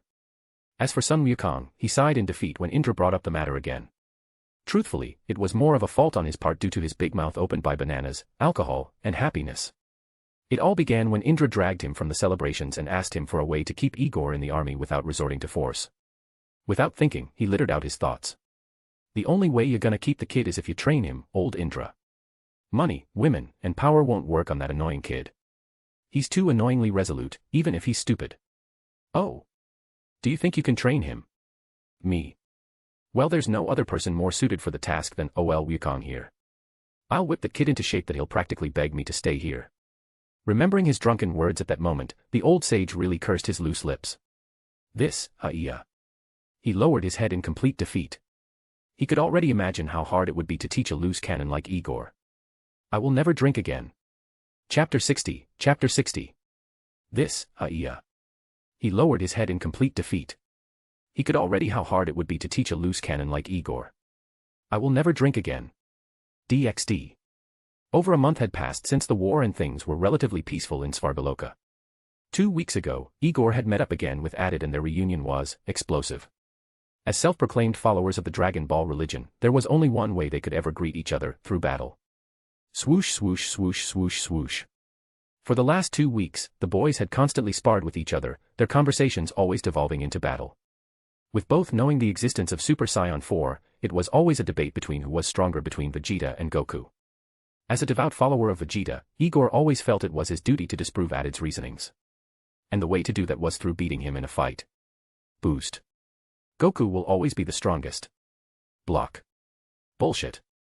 Vegeta is the #1 warrior in the universe. Swoosh swoosh. Just like every other day, the boys had another argument and they were solving it through their fists. So far, there was no definite winner in their scuffles, though Igor was clearly the one who came out looking nicer in the end. His agility gave him an edge over Added who, although was quick, was more linear and didn't possess the same flexibility as the blonde. But that didn't mean he was easy pickings. Boost. Boost. Boost. Boost. Boost. As a hybrid between a mixed Deva-human and a god, Added possessed immense power and stamina. Once he used the boosted gear's balance breaker, his power could skyrocket to upwards of 1,000 times his initial strength.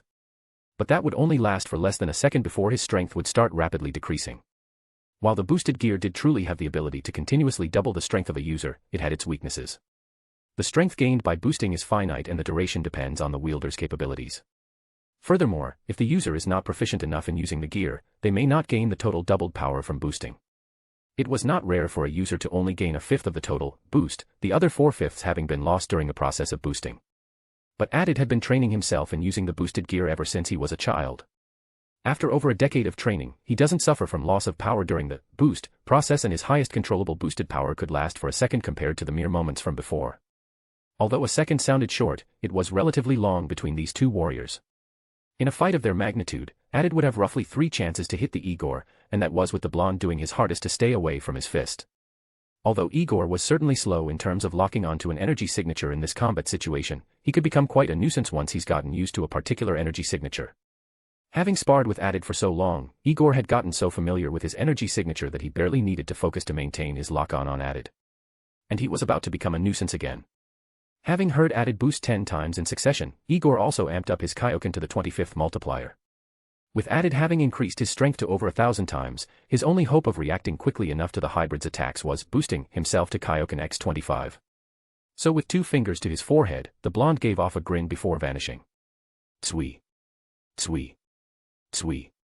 Tsui. Tsui. Added almost groaned in annoyance, but he held it in. With Igor spamming instant transmission, the hybrid would have to focus and time his attack just right. Having trained with his sacred gear for years, he had fully learned to control his boosts and keep the attained energy from escaping, thus fully doubling his power with each boost, instead of losing over 75% of it due to improper control. But even with all that power, he only had a second to use it before his strength would begin to rapidly plummet. Having over 1,000 times his strength for 1 second, he was just barely able to see Igor vanish in and out of existence. But he remained undeterred. Closing his eyes, he began focusing on feeling the vibration of the air in the direction of the sounds made by Igor's disappearance and appearance. Find the pattern. Igor continued to teleport around Added, his movements seemingly random. But the hybrid could already tell that while the movements seemed erratic, a pattern was gradually forming. He had sparred with Igor long enough that the blonde had a tendency to teleport behind him more often than in front. Tsui. Tsui. Tsui. Tsui. Tsui. Tsui. Tsui. Twice in front, 6 times at the back, 4 times at my sides. Having picked up a vague pattern, he just had to time everything right while he still had his boosted power. With the second almost ending, he had only a few moments to strike before all his efforts were rendered naught. He had to calculate the distance between them as well as the interval between the blonde appearing and vanishing. While Igor could simply vanish somewhere else in Svargaloka and wait a second before coming back, there were 3 reasons why he did not do so. The first reason was to train his instincts. The blonde did not know if he would face such a similar situation in the future and would not have the liberty of teleporting somewhere else. The second reason was that having to search and lock on to another energy signature would take too long compared to simply teleporting around Added. It takes him a good 2 or 3 seconds to lock on to another energy signature and form a connection strong enough so that even if he entered the teleportation zone, he could use that energy signature to bring himself back to reality. However, in those few seconds he needs, Added can boost himself much faster than he can lock on. And in the process of locking onto an energy signature, the blonde is left vulnerable since his attention is split, significantly damaging his reaction speed should he be attacked. It was simply easier to lock on to Added since he was both closer and he was more used to his energy signature. The third and most important reason was that it was too cowardly. If he did such a thing, he would be disgracing himself and would not have the face to call himself a disciple of Vegeta. So the deadly wait continued. With Igor abusing instant transmission, Added stood silently, his eyes closed under his crimson armor. Tsui. Tsui. Tsui. Tsui. Tsui. Tsui. On and on, the sounds of Igor vanishing filled his ears like an annoying fly. But after battling the blonde numerous times, he's gotten used to his rhythm. Thus. Eyes open. He spotted an opportunity. Swoosh tsui, boom. Damn it. He missed, having only struck empty air. While the power behind his fist caused a loud thundering sound, Added was not satisfied causing such a phenomenon. Damn it. Feeling the power within him begin to fade away, he frantically went after the blonde, but it was no use. With his power steadily decreasing to half of what it was, he had also lost the required perception needed to spot the blonde. It was not by luck though that he missed Igor. While Added observed Igor, the blonde also observed him. So when Igor noticed the slight movement of Added, he teleported one last time and entered the teleportation zone. Instead of instantly vanishing as soon as he materialized in the colorful dimension, he powered up his Kaioken by 1 level, increasing it to the 26th multiplier before leaving again. And with the added perception, he was able to vanish again in just the smallest of seconds before Added's strike landed. The blonde appeared a few dozen meters away from Added, a hungry grin on his face. I'm going to beat you up now. Tsui, goo. With a powerful kick to the jaw, Added was sent flying upwards into the golden sky. He was completely unable to react to the swift kick, his body and mind too tired to put up a preemptive block. The hybrid's last chance had been wasted and his stamina was beginning to wane. Having fought for over 3 hours, he was starting to feel the repercussions that came from boosting so many times repeatedly. As for Igor, he only had a slight trace of sweat on his forehead. Although the blonde's breaths were slightly heavier, he was in a much better condition than his fellow warrior. Whereas Added functioned as an explosive-type fighter, Igor was more balanced but specialized in drawn-out battles. His strong physique, considerable energy reserves, and his high rate of regenerating ki gave him a bigger edge the longer the fight lasted. As long as he was well fed before a fight, he could afford to be a bit reckless with his energy. With his stamina, it was already considered a feat that he could hold the Kaioken at the 20th multiplier for these past few hours on top of constantly using the instant transmission. For the sake of preserving stamina, he only increased the multiplier to 25 whenever Added began boosting. Even though he could not compare to the hybrid in terms of short bursts of power, he was a stamina freak in his own right. Added could boost multiple times, but his accumulated strength would always disappear after 10 seconds at most, forcing him to boost himself again. Even if Igor did not have the instant transmission, he could still use his instant vanish, albeit with some injuries. Whereas instant transmission was untraceable, instant vanish could be tracked, since when the blonde used the latter, he was only moving at high speeds, whereas for the former, he genuinely teleported, making him nigh untraceable between point A and point B. But even with all these advantages, added was not to be underestimated. The hybrid could still put up a fight and even injure the blonde on several occasions. Those punches of his packed quite a lot of power, and his instincts enhanced by those of his dragon and godly side made him a severe challenge for the blonde, who was almost 50 years older than him mentally. And he was putting those instincts to good use. Booze dash. Clash. Their battle was getting explosive. Igor was taking the opportunity to abuse his advantage in this fight. With him still having stamina, he stuck to added like glue, not letting him gather enough time nor concentration to boost himself. Having not gotten as injured this time compared to their previous clashes, the blonde was able to maintain a solid combo on the crimson armored hybrid, who was currently 20 times weaker than him. In order to maintain his stamina, Igor regressed back from the 26th multiplier, because that was when he truly began to lose energy rapidly.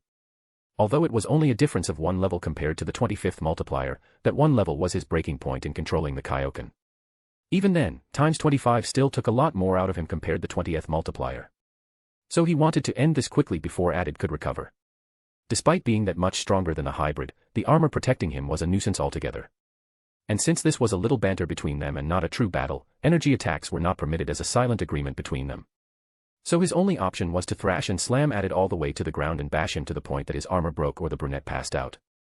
After dozens of consecutive draws and close losses or victories, the blonde was not about to let this chance to land an overwhelming victory slide by.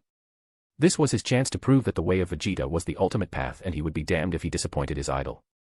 Appearing next to added, Igor reeled his fist back and let loose a few fast punches. Goo.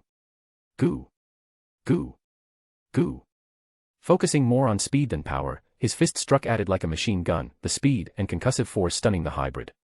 Luckily for Igor, the side of his helmet had already cracked, exposing the sides of his sweaty hair. And with another punch, Igor was able to shatter it, revealing added's ear. He only needed one more shot and he would be able to say with complete confidence that he won. Unfortunately, Sun Wukong appeared just as the blonde was about to end everything with a quick roundhouse kick. Enough. Clash. Silence. Smile fades. With the old sage stopping his hard-earned victory, Igor frothed at the mouth. $@. Chapter 61, Chapter 61. Clash. Silence. Smile fades. With the old sage stopping his hard-earned victory, Igor frothed at the mouth. $. DxD. Igor watched Sun Wukong with a deadly gaze. It had been a few minutes since his victory had been stolen from him. Even though added had been rendered unconscious before his last shot, the blonde was still sour about not being able to get that last hit in. The perfect climax had been ruined for him by the old monkey who was prodding his unconscious friend with his staff. Sun Wukong whistled as he turned towards the blonde. You really did a number on the poor little brat. Instead of immediately replying, Igor lied down with a sigh. Monkey sage. What brings you here? With the battle having ended unsatisfactorily, all Igor wanted to do at this point was sleep. He barely had any energy to cuss out the old sage at this point, with most of it having been sucked by the Kaioken. The appearance of Sun Wukong just served to make him even more tired and unwilling to have any long conversations. Naturally, Sun Wukong noticed and didn't waste time. I've come to you with another offer. Indra is impressed with your talent and he acknowledges your wish not to be directly incorporated into the army. So how about this? In exchange for you continuing to fight on our side, I will personally train you for the foreseeable future. You get stronger, and we get more wins on our side. You are free to walk away at any time. We will not bind you to us. So, what do you say, kid? Igor sat up and crossed his legs. He supported his chin with his hand and stared at the monkey in disinterest. Yet within that gaze, clear signs of skepticism were visible. What can you teach me? Sun Wukong was undeterred. He already guessed that the blonde must have had some sort of teacher or training manuals on his person. Otherwise, there was no other believable way that Igor got this strong and knew such advanced techniques without external help. So he knew that if he wanted to trigger the blonde's interest, he must arouse him with something practical. And he just so happened to know where the blonde currently lacked. Aura sensing. You're much better than the average person in sensing aura, but you're terrible in my eyes, not even worth squat. Once I'm done with you, sensing for someone across the entirety of Earth will not be a problem. Sun Wukong had watched the fight between Added and Igor. He noticed how the blonde always wasted precious time whenever he initiated teleportation.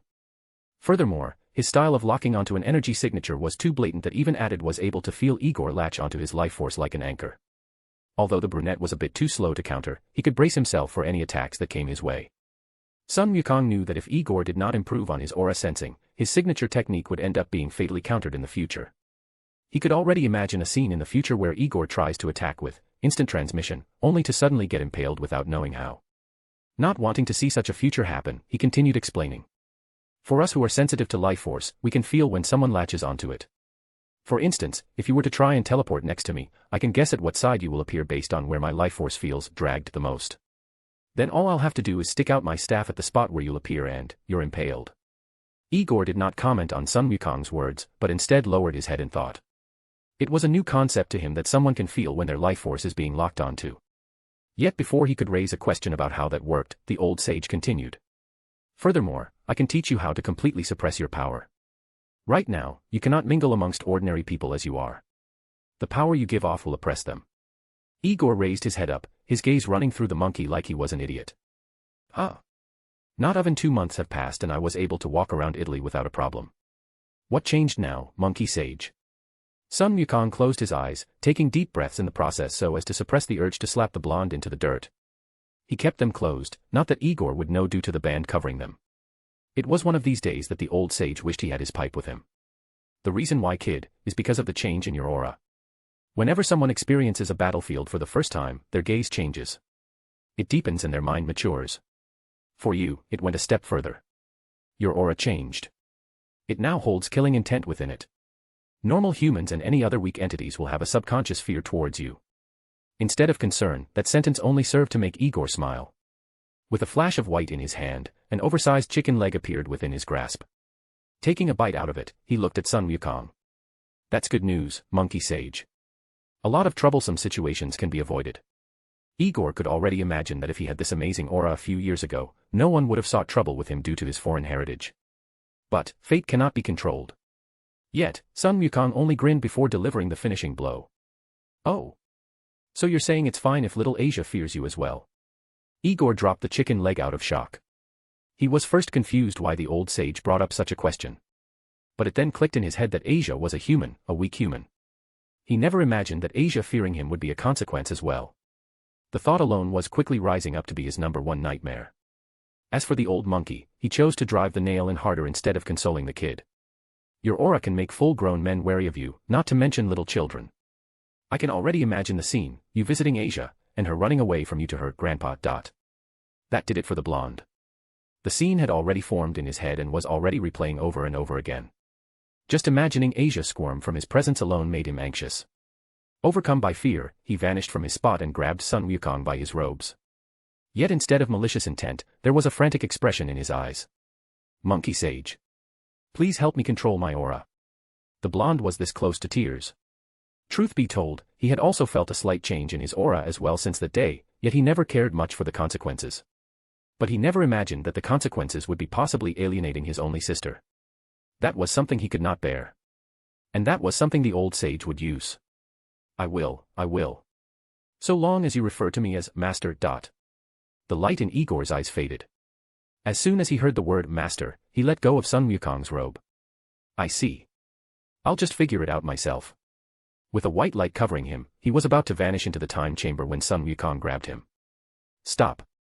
I was just testing you. Come on, I'll teach you how. Just win a few battles for us like you did and that will be enough payment. As long as you. Sun Wukong rattled off as many words as he could. The last thing he needed was the blonde disappearing due to his words and Indra bursting his eardrums. The war god had pinned his hopes on Igor remaining here for the next few years at the very least until he found a way to keep the blonde in the army. Until that time, he placed Sun Wukong with the task of keeping the blonde in Svargaloka for as long as possible. If Igor left, it would bring him a headache. If he left to an unreachable place like the time chamber, then he would have no head to have a headache. In order to keep the blonde here, the only commodity that could be used was training. And so with the promise of free training, Igor had no reason to leave. I see. Then I agree, monkey sage. Looking at the blonde smile, Sun Wukong breathed a sigh of relief. Good. Now go get whatever it is you need to get. We're leaving as soon as possible. What? Did you think I would teach you here? We're going back to my mountain. There will be no wars for the next few months, so there's no reason to stay here. Oh. Then the blonde turned to the side where Adid was peacefully sleeping. Heh. Wait until I come back, brother. I'll beat you into the ground. But Sun Wukong quickly shut down that smile. Don't get too excited, kid. Indra will be retreating to his mountain, meaning Adid is about to get some training from him. If you don't pull your socks up, you'll be the one losing. Igor stared blankly at the old sage before shouting. Well, what are we waiting for? Let's go. Let's go. Let's go. The blonde was extremely wary of Adid in his balance breaker form. He was not confident of winning like this a second time. The last thing he wanted was for the hybrid to get a head start on him. I should see about mastering Kaioken X30. There's no way he'll beat me once I achieve that. Igor eagerly grabbed Sun Wukong's shoulder. Well. The old sage sighed with a smile. Fine then, kid.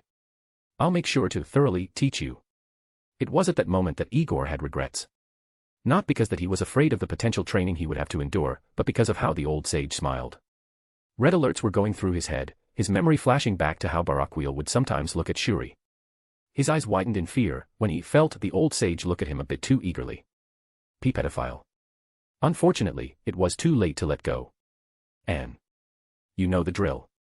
Visit my p@tray0n for extra chapters. Here's the link, p@tray0n.com/holygambler. Replace the at and 0 with a and o respectively. Or just search for Holy Gambler. Chapter 62, Chapter 62. Red alerts were going through his head, his memory flashing back to how Barakiel would sometimes look at Shuri. His eyes widened in fear when he felt the old sage look at him a bit too eagerly. Pedophile. Unfortunately, it was too late to let go. DxD. 1996/10/04, July 16, 1999, Friday, Flower Fruit Mountain, Himalayan mountain range, India. A long 3 years had passed since Igor began training under Sun Wukong. During those years, many things had happened. As promised, the old sage taught Igor the intricacies of sensing energy and different auras. The supernatural world was vast and many different types of energies existed. But according to Nakamura's books, all of them could be classified under 4 types. There is ki, which largely represents life force energy or a byproduct of it. There is chakra, which is closely related to nature. There is nature energy, which is the neutral energy that chakra and ki comes from. Various concepts are born from nature energy and could be said to be the energy that holds the universe together. Divine energy would also fall under nature energy. Then there is chi, which is the culmination of both ki and chakra. Igor wasn't clear on the full capabilities of ki yet, since all the book said was that harnessing the energy would allow him to gain the power to kill constellations. The term constellations alone confused him, since he had no clue what constellations were or what they represented. But that was currently too far for him in the future. He still hadn't fully explored the full capabilities of ki yet and was still far from completely unlocking God ki, which he still wasn't fully clear on what it was. Either way, those were things that would reveal themselves in due time. As of now, he still had to demonstrate everything he learned from the old sage during these past 3 years. The blonde had put in a lot of work into enhancing his aura sensing capabilities. Although Igor was confident in himself, Sun Wukong would be the judge of that. Today, he was evaluating Igor's perception. High in the skies above the mountain, Igor was hovering in a meditative position. His eyes were covered by a black blindfold, which served to not only invalidate his sense of sight, but his hearing and smell as well. The focus of this training was to sense Sun Wukong through only his aura. Although the process seemed simple, it was more complicated than it appeared. Igor's previous method of sensing involved spreading out his own aura like a sonar wave that would detect any foreign aura. While that method worked to a certain extent, it became useless after a certain level. For instance, there is a limit to what Igor could actively sense. Nature energy or any other related type of energy rendered his style of sensing useless. For those who have bonded with nature, loved by nature, or can utilize the energy of nature, they can easily bypass his senses. That is because to Igor, they are similarly one with nature, so his aura sensing will not react to them. It was why Sun Wukong was always able to sneak up on the blonde even when he was fully focused on sensing for his arrival. It got to the point that he could only rely on his physical senses to detect the sage. But that was only a temporary measure that lasted for the first few months. When the old sage got a bit serious, it was hard for Igor to even sense the displacement of air when the old monkey appeared. That was because at that point, Sun Wukong had begun using senjutsu to not only hide his presence, but become a part of nature as well. Not only was Igor not able to detect the old sage, but he couldn't even block a staff to the head as punishment for sneaking off to visit Asia in Italy. So the blonde had no choice but to fully immerse himself into studying aura sensing in order to reach the set milestone and earn the right to visit Asia. But after a few months of failure, Sun Wukong finally gave the blonde a clue as to what to do. Instead of branching out your ki to detect foreign energy, why not act as a receiver and feel the energy changes in the air? It was a bit cryptic for Igor when he first heard those words. But through a bit of analysis and observing the other yokai on the mountain, he finally found out what he had to do. In order to sense other types of energies, he had to lower the presence of his own ki. It is similar to how in order to better perceive other sounds, one must be silent themselves. However, in order to be able to use this method of sensing, the blonde had to brush up further on his ki control, otherwise, he wouldn't be able to lower the presence of his ki without being able to control it. The blonde thought his level of control was already quite good, but according to the old sage, it was passable at best. Just good enough to survive, but not something you should be proud of. Those words made the blonde retreat into the time chamber and try to find other books that could help him increase his ki control. But it was to no avail. While Nakamura, the author of the books he used, had other volumes, they were not accessible to him yet. Just like how the secrets to the Kaioken required him to have the Kaioken, the secrets to further ki control required him to have a certain level of ki control. It made absolutely no sense to the blonde at the time as to how he had to have a higher level of ki control in order to gain access to further volumes. But he still remembered Nakamura's writing that suddenly appeared when he failed to peel open the next page. It was a temporary shock, but he still kept them to heart to this day. Lad. You don't expect me to spoon-feed you everything, do you? Find your own way to increase your ki control. I'll give you a clue. Go back to the basics. And go back to the basics he did. The blonde found himself using the iron sharpens iron training method as well as the yin-yang breathing technique. The latter involved him rapidly raising and lowering his ki as much as possible within the span of a breath. If he breathed in, he would power up as much as possible, circulating his ki as fast as possible without damaging his ki veins in the slightest. When he breathed out, he would draw in all the aura he emitted while powering up within the shortest time possible. His goal was to immediately go from emitting a violent aura to appearing like a normal person within the span of a single breath. To add to the difficulty, he did not cancel his Kaioken and used it at its 1.6x multiplier. Although it added to the difficulty, it also showed just how much the blonde needed to regain control over his aura. Ever since he had awakened his strand of divine ki, his ki control had suffered due to gaining the Kaioken as well as an immense amount of ki. Although the blonde could still create aura swords and sabers, it never truly hit him how much his ki control suffered until he tried creating aura blades. Whereas before he could create blades that stretched over 100 meters, now he was barely able to extend them past 40 meters. It was such a blow to his pride that he could not tolerate such a mishap. And so secluding himself, he trained his ki control again, using the same method of utilizing the yin-yang breathing method in conjunction with extending his aura blades. While he could have used the time chamber, Igor still abided by his policy of abstaining from using it as much as possible in order to age. As of now, he was 8 years old when his age was calculated through his bone age, yet he looked to be nearing 15 in appearance. The blonde knew that his potential was increasing and he was roughly only another 5 years away from when he would finally enter the period of his most explosive growth. By then, he was confident that his base strength would be at the peak of God class, and once his body reached 13 years, he would truly enter puberty *. But that was far in the future. Right now, he had to detect Sun Wukong before he strikes. Having trained his aura control for the past 2 years and his passive aura sensing for the past year, he was confident he could pass the old sage's assessment. If he could pass, then he could finally visit Asia without having to take Sun Wukong's staff to the head as punishment. Although the old sage would strike him once, it was enough to knock him out for an entire week, a massive waste of time in the blonde's eyes. Either way. Glances to the left. He would pass and finally leave this place. Found you. Tsui. An. 1. By then, he was confident that his base strength would be at the peak of God class, and once his body reached 13 years, he would truly enter puberty *. Explanation: so far, we know that Igor hasn't entered puberty.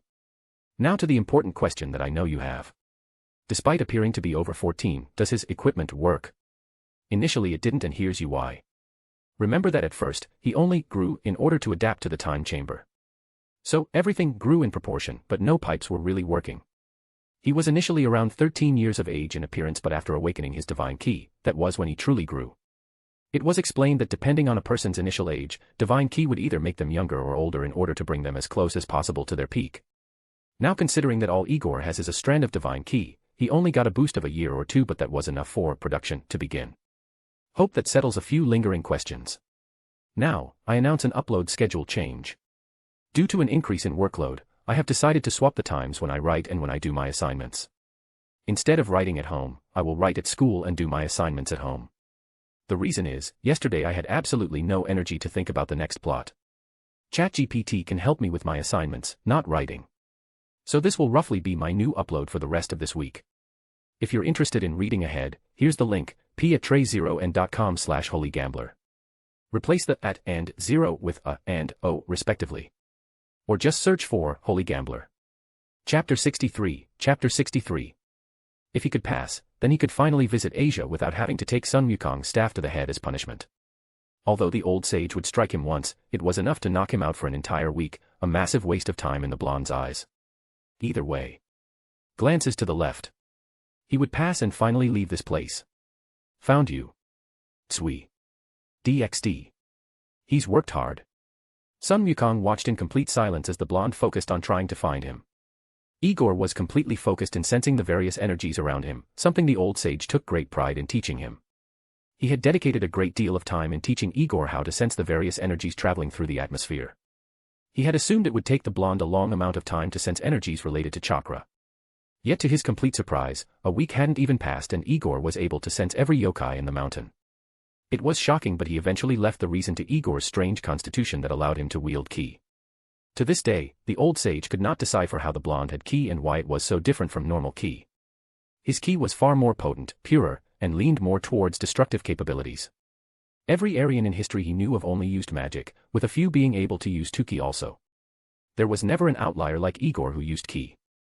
Another interesting fact is that the blonde also appeared to be immune to chakra and yuki. He had tried healing the blonde with senjutsu after a particularly nasty failure of an attempt at Kaioken X33 2 years ago. To his complete shock, the blonde seemed to be in more pain when his yuki went inside his body. When the old sage analyzed the process, he discovered that his yuki seemed to be eating the blonde's ki, making him even weaker than he was. It was such a complete shock that the old sage was convinced that Igor's ki was absolutely and completely different from their ki.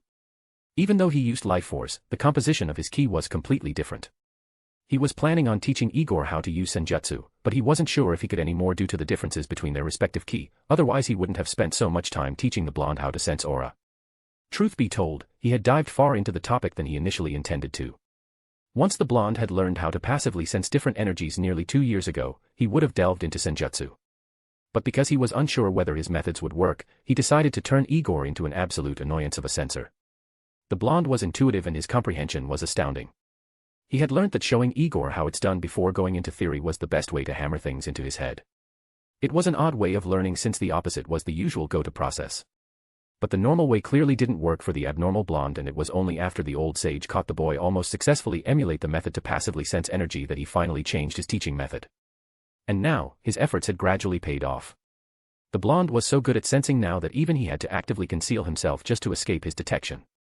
Igor had become so good at sensing users of ki and chakra that few could escape his detection. And that was only when his senses were functioning passively. If it was like now when the blonde was actively looking for him, then the old sage had to focus more than usual, otherwise if he slackened a bit, then there's no doubt that Igor would find him. Most of this had to do with the fact that Igor had become extremely sensitive to his yuki and slightly sensitive to nature energy. It seemed that after having injected senjutsu energy mixed with his yuki into the blonde the first time, his body had become attuned to it as a precaution, almost like a vaccine. It was very intriguing. Him trying to heal the blonde had inadvertently helped him get a feel for what nature energy is like, and that came with a whole lot of its own headaches. Although Igor could not use nature energy, he had become sensitive to large concentrations of nature energy. This fact alone had become both an annoyance and a challenge for him because it was now that much harder to hide from the blonde. This was especially due to the fact that Igor was particularly sensitive to his yuki to the point that on an instinctual level, the blonde would always be wary of him. Even if Igor himself didn't know it, the old sage could pick up how his ki would gradually tense whenever he approached. It seemed that even after 2 years, his body could not forget the trauma it suffered and would always remain aware of him. And just like now, he was interested in seeing if the blonde could detect him after he hid himself better than even most gods could even hope to try. Sun Wukong's skill level was so high that very few people could rival him when it comes to concealing himself. Of course, he wasn't doing his best to hide from the blonde right now, otherwise if he did, then Igor would not find him even if the old monkey stood right in front of him. Sun Wukong's only goal in this moment was to test if the blonde had the necessary foundation to detect the majority of enemies he would possibly encounter, so he used around a fifth of his full concealing capabilities. Although the fraction appeared low, it was already much more than what the majority of the supernatural world could ever hope to achieve. If the blonde could find him, then he would have a bit more confidence that the blonde could survive for a bit longer. And to his expectations, the blonde didn't take more than 5 minutes to sense him. Igor glances in his direction. I guess he can. Watching the blonde disappear, he stopped concealing himself. Tsui. Igor appeared in front of Sun Wukong with a triumphant grin on his face. Even with the blindfold on and his physical senses completely dulled, he was able to look in the right direction. Removing the blindfold, the blonde handed it over to Sun Wukong. Monkey sage. You'll keep your promise, right? Sun Wukong took the blindfold with a grin. Do what you want, kid. Go see your precious little sis dash. The blonde didn't even wait for him to finish. Tsui. Sun Wukong blinked once or twice before sighing. He didn't even blur. With his enhanced sensing capabilities, Igor could also track different energy signatures and lock on much faster than before. This indirectly also improved his instant transmission. His lock-on speed and the strength of the connection he forms with the target of his lock-on allowed him to travel much faster. If before it was as if he was traveling on a road riddled with potholes, now he was traveling on a 4-lane highway. And although Asia's energy signature was relatively weak, he had gotten used to it to the point that he didn't even need to focus to find it. When the blonde first had to focus for over a full minute just to pick out Asia's little energy signature in a country filled with powerful humans, he had made it his first mission objective to completely memorize her energy signature so that at any point in time, he could teleport to her in an instant. Currently, his strength was seated firmly in mid-god class. Although the strength increase wasn't much, he was almost unrivaled within the realm of god class. With his ki control having increased, he was able to master Kaioken X30 and keep it active for an hour before he would start to feel any strain. With his enhanced ki control, he was able to fully make use of his already powerful physique to extend the duration of his Kaioken technique. And now, he was finally able to keep the Kaioken X2 active on a permanent basis. Although his base power did not increase much, his foundation was strengthened and his skills were polished even further. So Sun Wukong felt that even if it was for a while, the blonde deserved to go and meet Asia after not seeing her for almost a year. And more importantly, finally, inner peace. Putting the headband into his personal space, took in the fresh air filled with silence. With the blonde gone, he could finally rest like he always wanted. Igor was a training freak and would pester the old sage with questions. So with Igor gone, Sun Wukong could finally breathe easily. And another interesting fact is that the blonde also appeared to be immune to chakra and yuki, *. Explanation: chakra and ki are like fire and water. They do not mix at all, at least without some sort of intermediary. So the reason why Igor appeared immune was because his vast ki which acted like fire would immediately evaporate any particles or droplets of chakra, water, that threatened to enter his body. Now here's an explanation for yuki, and this may be slightly confusing. According to Nakamura, yokai fall under demons and demons use chakra. Yet here in DxD, the yokai use ki and they also call it yuki. Now, we can attribute this to the fact that the world of DxD is a backwards universe that doesn't conform to the normal multiverse standards. So what yokai confuse for ki is may actually be the inherent origin chakra that they are born with or form from. Yuki and nature energy are different since yuki more or less falls under the category of chakra. We don't have much information at this point to come to complete conclusions, but hopefully we'll gain some proper clarity in the future. And let me take the time to give my thanks to all the comments I'm receiving. You have no idea how inspirational they can be. And I also give my thanks to the web novel readers who continue to give me power stones. Moving on, if you're interested in reading ahead, here's the link, p@tray0n.com/holygambler. Replace the @ and 0 with a and o respectively. Or just search for Holy Gambler. Chapter 64, Chapter 64. Finally, inner peace. Putting the headband into his personal space, took in the fresh air filled with silence. With the blonde gone, he could finally rest like he always wanted. Igor was a training freak and would pester the old sage with questions. So with Igor gone, Sun Wukong could finally breathe easily. DxD. Vatican Estate, Italy. It was nighttime in Italy. After a long day of healing people with her sacred gear, Asia was shepherded away by a nun back to Vasco's house. Ever since she had been introduced as the saintess of the church 2 years ago, she had begun using twilight healing to heal hundreds of people. While tiring, she still enjoyed it, even to this day. She could still remember how Igor reacted when he first found out about her healing dozens of people in a day. It brings a giggle to her every time she remembers how he nearly blew up the chapel where people lined up for her to heal them. It was only when she told him that she was willing that he finally let the matter go. Still, it warmed her little heart that there was someone else other than Vasco who showed extreme care for her. Unlike the rest of the others, they were either envious, neutral, or only saw her as the saintess. Just like the nun next to her, Asia could feel the hidden maliciousness. She was no stranger to it, but it did unnerve her every time someone was hostile towards her. She still couldn't fully understand why, since her gift was being used to heal people. Many people with debilitating injuries had been saved by her gift, so it made no sense to her that someone would hate her. But she soon learned to cope with it over the course of the past 2 years.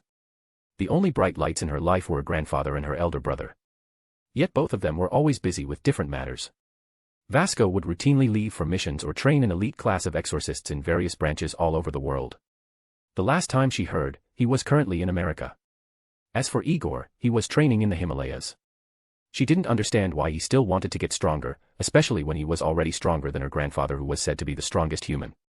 She had heard from Vasco that Igor was most likely within the top 100 of the strongest supernatural entities in the supernatural world.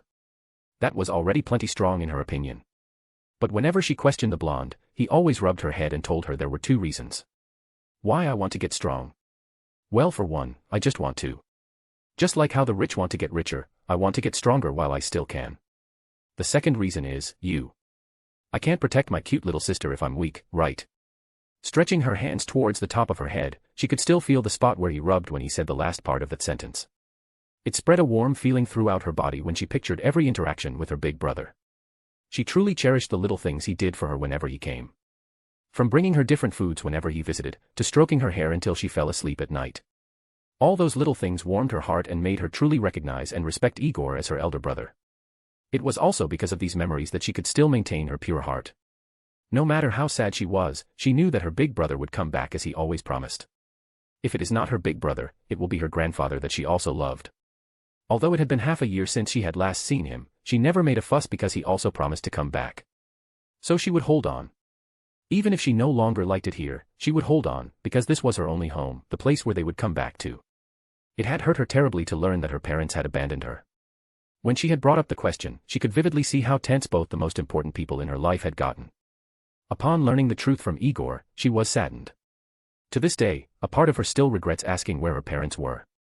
But she was no longer sad.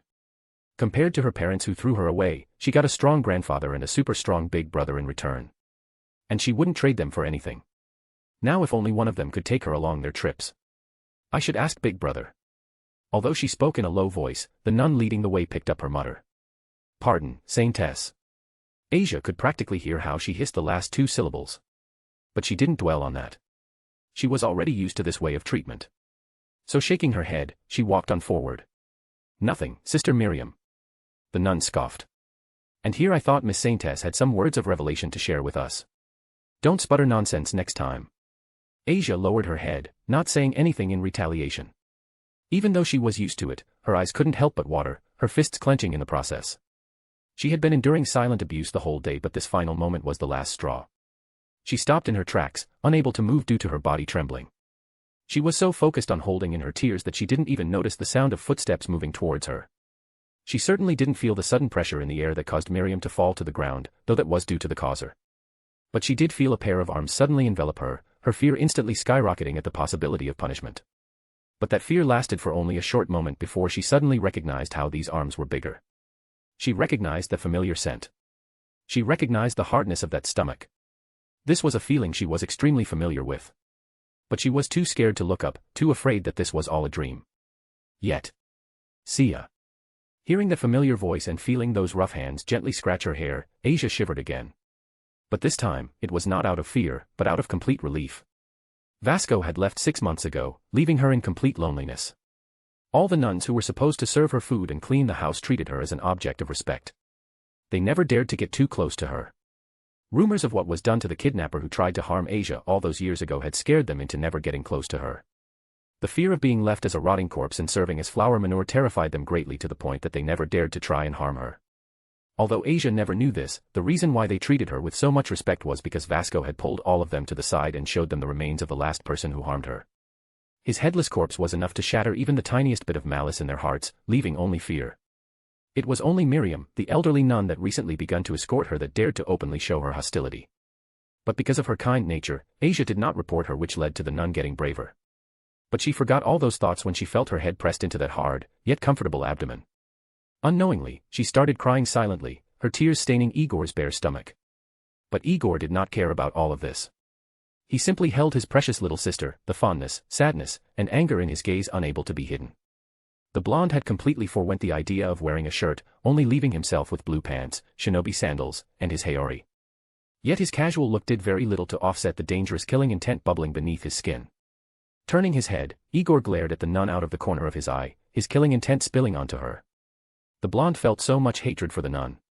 He heard her words, felt her hostility, smelled her viciousness, and now, he sensed the rapid beating of her heart that he so dearly wished to silence.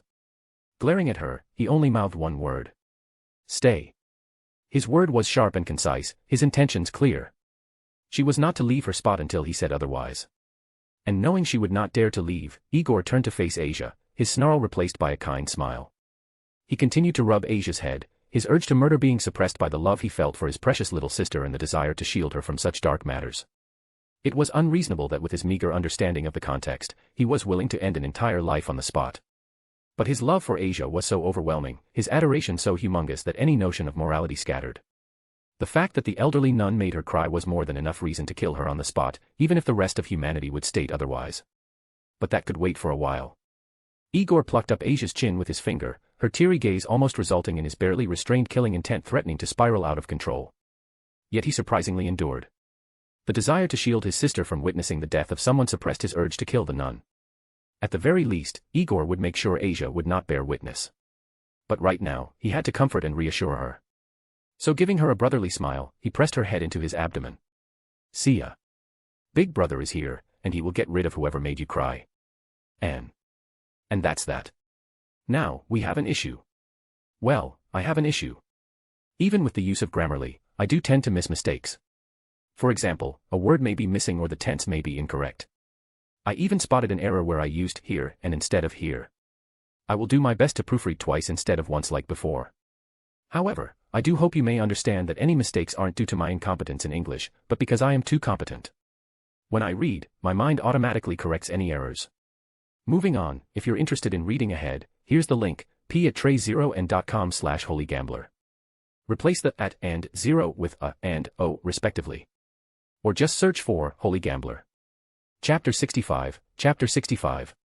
The desire to shield his sister from witnessing the death of someone suppressed his urge to kill the nun. At the very least, Igor would make sure Asia would not bear witness. But right now, he had to comfort and reassure her. So giving her a brotherly smile, he pressed her head into his abdomen. See ya. Big brother is here, and he will get rid of whoever made you cry. DxD. Igor picked up Asia and held her in his arms. He allowed her to cry into his shoulders, her hands clasping around his neck tightly. The blonde turned around so that she wouldn't have to look at one of the people responsible for her sadness. But that gave the blonde a direct view of the nun, and he did not hide his displeasure. He looked at Miriam deeply, not breaking eye contact in the slightest. Meanwhile, he was also soothing Asia, gently scratching the back of her head in comfort. The little lass was slowly calming down, her breath steadying and her stream of tears ceasing. All this time, the blonde maintained a serious gaze on the nun until Asia fell asleep. When he felt the little blonde's breaths fall into a steady rhythm, he finally uttered his first words towards the nun. But instead of being laced with killing intent, they were calm, dangerously so. Tell me. Why is my precious little sister crying like this? Are you not supposed to take care of her? Miriam could not answer.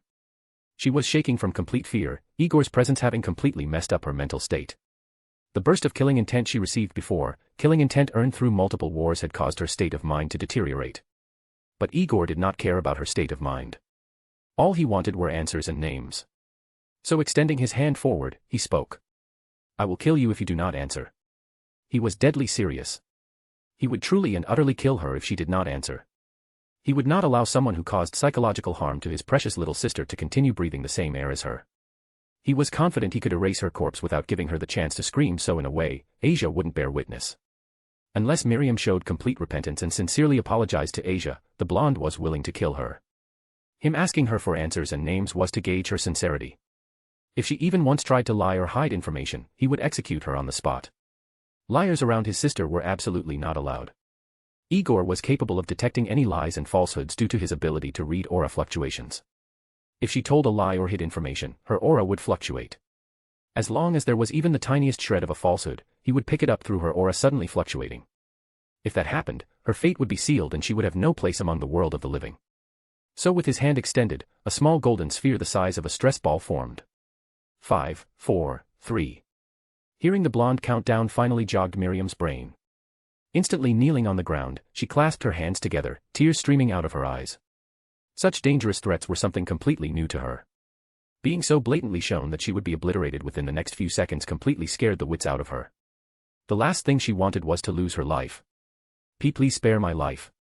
I'll talk dash. SSHHH. If she wakes up because of you.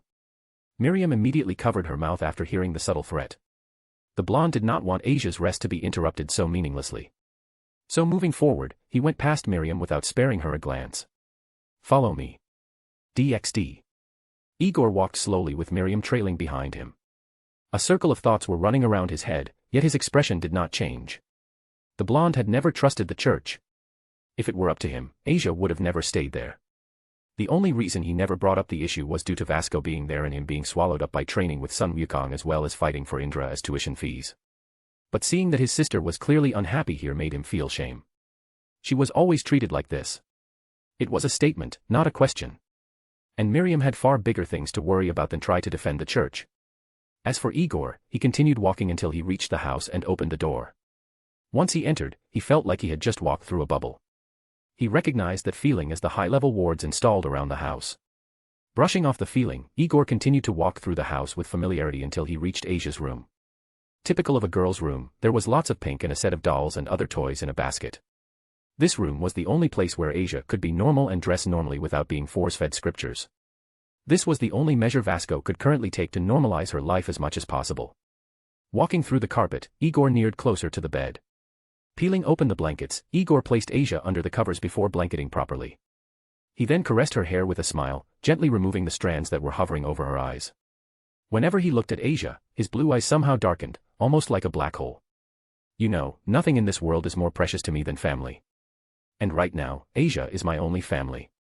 The nun behind him had her head lowered, her face covered in sweat and her body trembling from fear. But the blonde paid no attention to her current state. Right now, he just missed his sister after not having seen her for so long. It felt like an eternity to him and just basking in her presence was enough for him. Looking at her chubby little face caused him to continuously smile. I will do anything to protect Asia. I will kill anyone to protect Asia. If it means protecting the radiant light inside her, I will destroy anything that threatens to darken it. After all, that is my basic duty as an elder brother. Don't you think so, sister?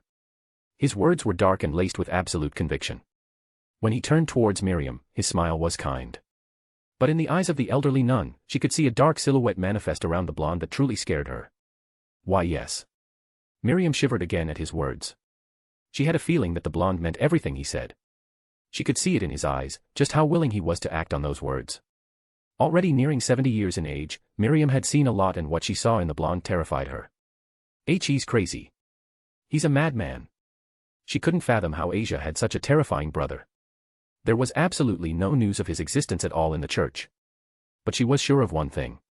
The person responsible for killing her nephew 3 years ago was him. But any thoughts of avenging him were squashed after feeling just a hint of Igor's power. It was also because of recognizing his power that she came to a decision. She decided to reveal everything she knew. She had no choice after all. She had a feeling that if she didn't take proactive action soon, she wouldn't live to attend the evening prayer in half an hour. So calming herself down, she spoke with fear-induced respect. People are envious of Lady Asia. Igor's movements paused.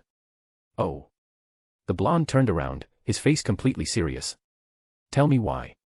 Faced with those glowing blue eyes, Miriam had no intention of concealing anything. It's because of her sacred gear. Her ability to heal people made the upper echelon take great care of her, allowing Lady Asia to receive many benefits that others aren't entitled to. They are envious because even after serving for decades, none of them have personally drank tea with the Pope or Father Strata. She respectfully delivered her observations on the matter, being careful not to leave out anything. The threat of death made her not even consider the thought of lying. And that was apparently a good choice since the pressure on her lightened slightly. But it was not over yet. Igor walked over to her, his eyes staring directly into hers. Aren't you envious as well, sister? Miriam tensed slightly. She could feel his breath on her neck. Yet what she felt was far from arousal, because even though the blonde smiled, there was a subtle trace of killing intent within his gaze. Miriam knew that this was the true defining moment. She couldn't lie, yet she feared the truth was what would get her killed. But the blonde was not willing to give her more time. Placing his hand in front of her face, he began counting down. 5, 4. Watching as each finger lowered, Miriam no longer hesitated. As much as she wanted to lie and say she also envied Asia, she was almost certain that her lie would be spotted immediately. So gritting her teeth, she uttered her first sentence. You killed my nephew. I resented Lady Asia because my nephew died because of her. If it wasn't because of Lady Asia, my nephew would still be alive and my household wouldn't fade out of existence. She immediately shut her eyes in preparation for her doom. She already knew she would die, but as long as she released this last resentment, then at least she would be able to move on to the afterlife. But contrary to her expectations, Igor didn't kill her. Instead, the blonde walked around her while stroking his chin and thought. By nephew, do you possibly mean the person who tried to kidnap my little sister 3 years ago? Miriam widened her eyes in shock. Kidnap? No no no no no. That's not right. What do you mean by he kidnapped Lady Asia? Miriam couldn't bring herself to so easily believe the blonde. As far as she knew, her nephew was one of the best exorcists the church has ever had. There was absolutely no reason for him to do so. Yet Igor repeated his statement. Black hair, brown eyes, large nose, mole under right eye. I remember the features of that exorcist scum clearly. If your nephew matches my description and he indeed was an exorcist who died 3 years ago, then he was the same person who dared to kidnap Asia. And that is why I killed him. Is there a different story I am not aware of? Miriam brought her hands to her face, tears in her eyes. She had never imagined the story would be like this. According to what she knew, her nephew died after trying to protect Asia from the demon who invaded the Vatican. It was the news that was delivered to her as an explanation for the loss of her nephew's life. Eventually, it was due to Vasco being able to drive away the demon that the church won, with her nephew being the only casualty. But after hearing Igor's point of view, she couldn't help but be shaken. Although she was terrified of the blonde, she was sure he wouldn't lie to her. There was absolutely no gain in lying to someone he could easily kill. So she was sure that he was speaking the truth. Furthermore, she wasn't naive. She knew the church had a tendency to label incidents differently in order to preserve its reputation. Therefore, I apologize. She got down on her knees and lowered her head in front of Igor. I truly apologize for my recent actions on Lady Asia. Until she wakes up, I will remain here until I can apologize to her. There was no other option now. She had no choice but to display a complete change in attitude if she wanted to continue living. Now that things had come to this, sincerity was the only way she could make it out alive. But Igor wasn't focused on her. Far in the distance, he could sense the energy signature of Vasco rushing towards here at high speeds. Although he was not sure why the old man would be running this quickly, it was an opportunity for him. Save your apologies. I have a feeling that Senior Strata will give us the answers we both need. Anne. Well, that's quite a change in Igor's personality. Wonder what happened that caused him to seem so cold. We'll just have to see in later chapters. I haven't gotten the drill. Hope you enjoy the next 3 chapters. Chapter 66, Chapter 66. Far in the distance, he could send the energy signature of Vasco rushing towards here at high speeds. Although he was not sure why the old man would be running this quickly, it was an opportunity for him. I accept your apology, sister. But I have a feeling that Senior Strata will give us the answers we both need. DxD. Vasco was currently in the Basilica of the National Shrine of the Immaculate Conception in Washington, D.C. This was the largest Roman Catholic church in America, and he had been requested to teach the next generation of exorcists for the past few months. With his expertise, Vasco had been known and feared throughout the supernatural world not only for his power, but also his ability to teach. The elderly exorcist was known to be the godfather of numerous elite exorcist squads. Just one of the newer squads was already known to be capable enough to restrain ultimate class entities. With that capability, it was also why there were so many attempts on his life. They did not want Vasco to nurture another version of him. Currently, the old man was going through a list of names in his room. On his desk were the names of sacred gear wielders and non-sacred gear wielders. But the name he was focused on the most was the one of Giulio Gesualdo. He was a 10-year-old boy with golden hair and green eyes. In a squad full of teenagers and young men in their 20s, he was certainly an outlier. But the reason why Vasco had to train him was because it had been discovered 2 years ago that he had the Zenith Tempest sacred gear. If that was all he had, then Vasco wouldn't have had to deal with him. But it turned out that Giulio was extremely talented to the point that he was seen as another Vasco Strata. In these times where powerful figures were popping up left and right, the Pope decided to bind the prodigies from different generations to one another. For 2 years now, Vasco had fulfilled his duties and taught Giulio the ropes. But there was one problem he had with the boy. Giulio Gesualdo simply adored food to the point that every time Vasco moved to another region with the boy, he had to take a week off just to send him to every restaurant, because if he did not, Giulio would randomly disappear, like now. Just looking at the name alone gave the old man a headache. This brat. Where did he run off to now? I swear, once I find him dash. He was suddenly interrupted by a knock on the door. He looked at it and felt out for who it was. It took him a good second, but he was able to tell that it was one of his students. He gave a nod of approval at how his student was able to hide his presence. Good. I'll increase the scope of his lessons a bit more. Not wanting to keep the person waiting, he called out. The door is unlocked. The door opened gently to reveal an exorcist in a hooded white robe. The man was relatively tall, easily reaching 190 centimeters in height. His figure could not be seen through his robe, but his hands were filled with calluses and minor scars, particularly on the balls of his fist. The man walked in, and when he got to Vasco, he got down on one knee while taking out a letter from the inside pockets of his robe. He lifted it up for Vasco to inspect, his head lowered in respect. Father. We have just recently received a letter from the Church of St. Jude in the town of Kuo situated in Japan. It was marked as urgent, and so I have brought it to you for your viewing, Your Holiness. Vasco didn't mind the man's righteous way of speaking. Instead, he took the rolled-up letter and opened it. The seconds drawled by as he read the letter, his expression neutral for most of the time. But that was until he read the last part. Members of the Hinjima clan have been spotted in Kuo. He was surprised at first, but then it descended into shock. That was because he could guess firsthand what the Hinjima were doing in Kuo. He got up from his desk with a calm expression. Does the Church of St. Jude have a teleportation circle yet? The man kept his head lowered. No, Your Holiness. Preparations had been made but were not initiated. Vasco almost clicked his tongue. Yet he couldn't, because he knew the reason why the circle was not installed in the church. Due to Kuo belonging to the yokai and yet being run by a devil, the situation had not stabilized enough. To put it in simpler terms, Kuo was a stepping stone to spread the faith into Japan. But it was not one with enough guarantee for the church to spend money and materials on laying a complex teleportation circle. So Vasco could only compromise. Prepare the teleportation circle here and set it to the closest church to St. Jude's. Also, send an encrypted letter to Kuo detailing the exorcists there to delay the Hinjima as much as possible. If necessary, kill them in self-defense. The exorcist's response was prompt. At once, Your Holiness. The man vanished in a burst of speed in order to quickly complete his task. As for Vasco, he stood rooted on the spot, his head tilted up in contemplation. He was worried because he was among the very few people who knew of Barakiel residing in Kuo. To take it a step further, he was also aware that Barakiel had a wife from the Hinjima clan and that they both shared a child. He was not worried that the Hinjima clan were there to possibly kill the child. It was already a definite because he was aware of their practices and ideals just as much as the rest of the supernatural world. What he was most worried about were the repercussions. He was already aware that Igor had a relationship with Barakiel and his family. Due to the giant sphere Igor had launched on Barakiel almost 4 years ago, he had to go and personally investigate the issue at some point in time as well. He was able to dig up some old footage from a CCTV near an elementary school of Igor happily roaming the streets of Kuo with Shuri and Aquino. It was easy to guess that the blonde had a very good relationship with them. However, those idiots. Vasco was very worried that if either of them died, then the blonde would go on a rampage and would instantly issue a blood feud with the Hinjima clan. The problem here lies in the fact that many people would be pulled into the fight. The Shinto pantheon would have no choice but to hunt the blonde down in order to preserve their reputation. Herein lies the crux of the matter. Igor was associated with too many people. If someone properly dug things up, they could find Igor has relations with Grigori through Barakiel, the yokai through Sun Wukong, and the church through me and Asia.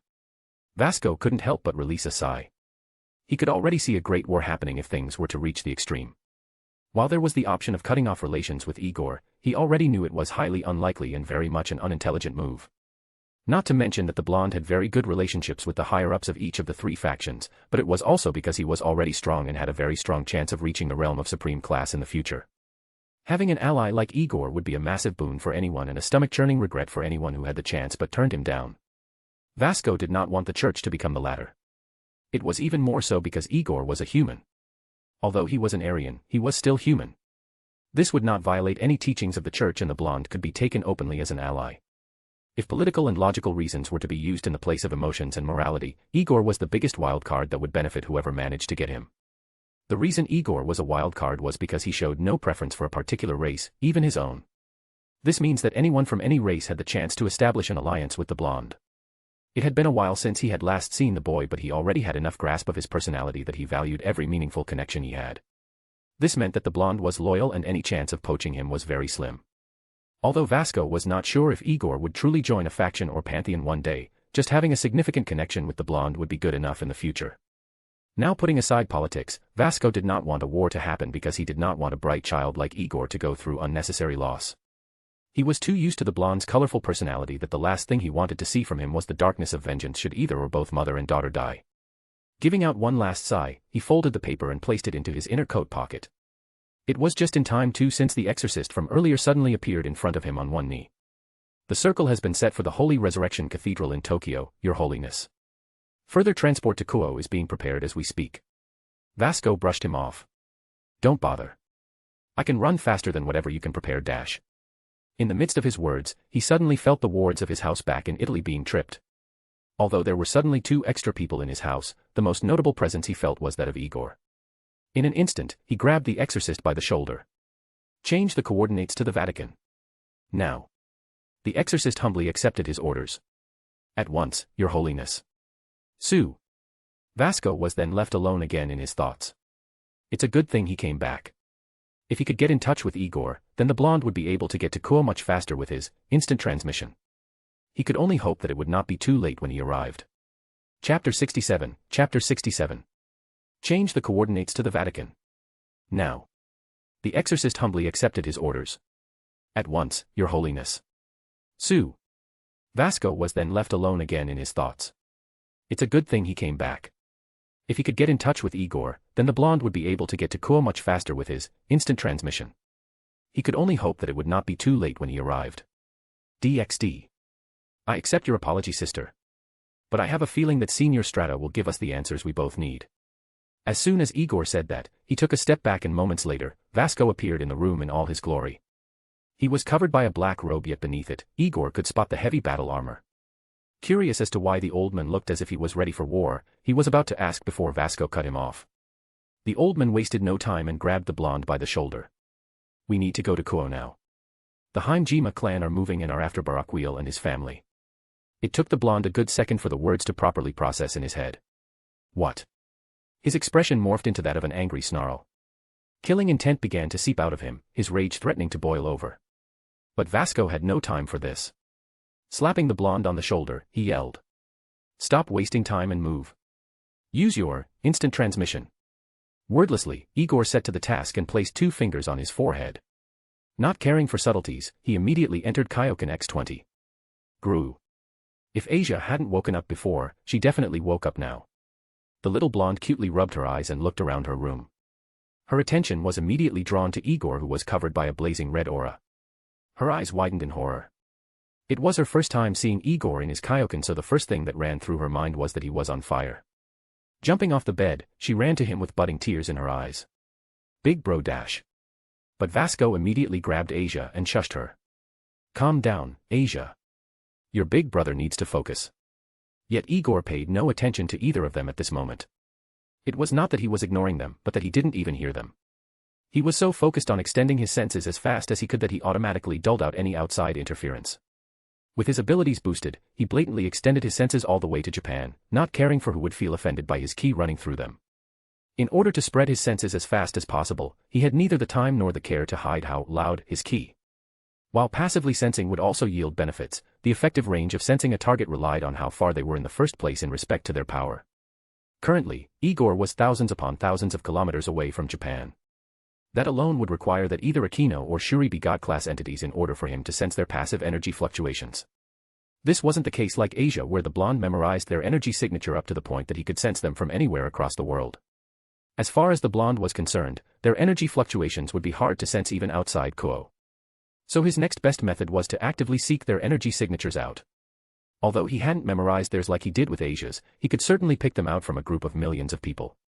However, the blonde was unfamiliar with Japan, much less how Kuo felt in his senses. All he could hope for right now was that by extending his ki like a concave sonar, he would at the very least be able to run over Shuri or Aquino's energy signatures. And so the seconds trickled by as the blonde analyzed every single energy signature in desperate hope of finding either the mother or the daughter. The clock was ticking, and every minute of delay might mean the Hinjima were getting that much closer to killing them. Igor ran over every energy signature he encountered and tossed every non-matching signature aside. His senses had already extended far beyond the Himalayas, and yet the blonde had no clue where his senses were currently running through. For all he knew, he could be sensing the inhabitants of China. It was only when he started sensing very small amounts of life force that he guessed his senses were hovering over the stretch of ocean separating Japan and the mainland continent of Asia. So he sped up. He ignored all the sea life that gave off weak energy signatures and the few humans he sensed here and there. It was until he reached the coast that he gradually started to analyze energy signatures again. He couldn't be sure how far inland he had went, and so he didn't want to take chances.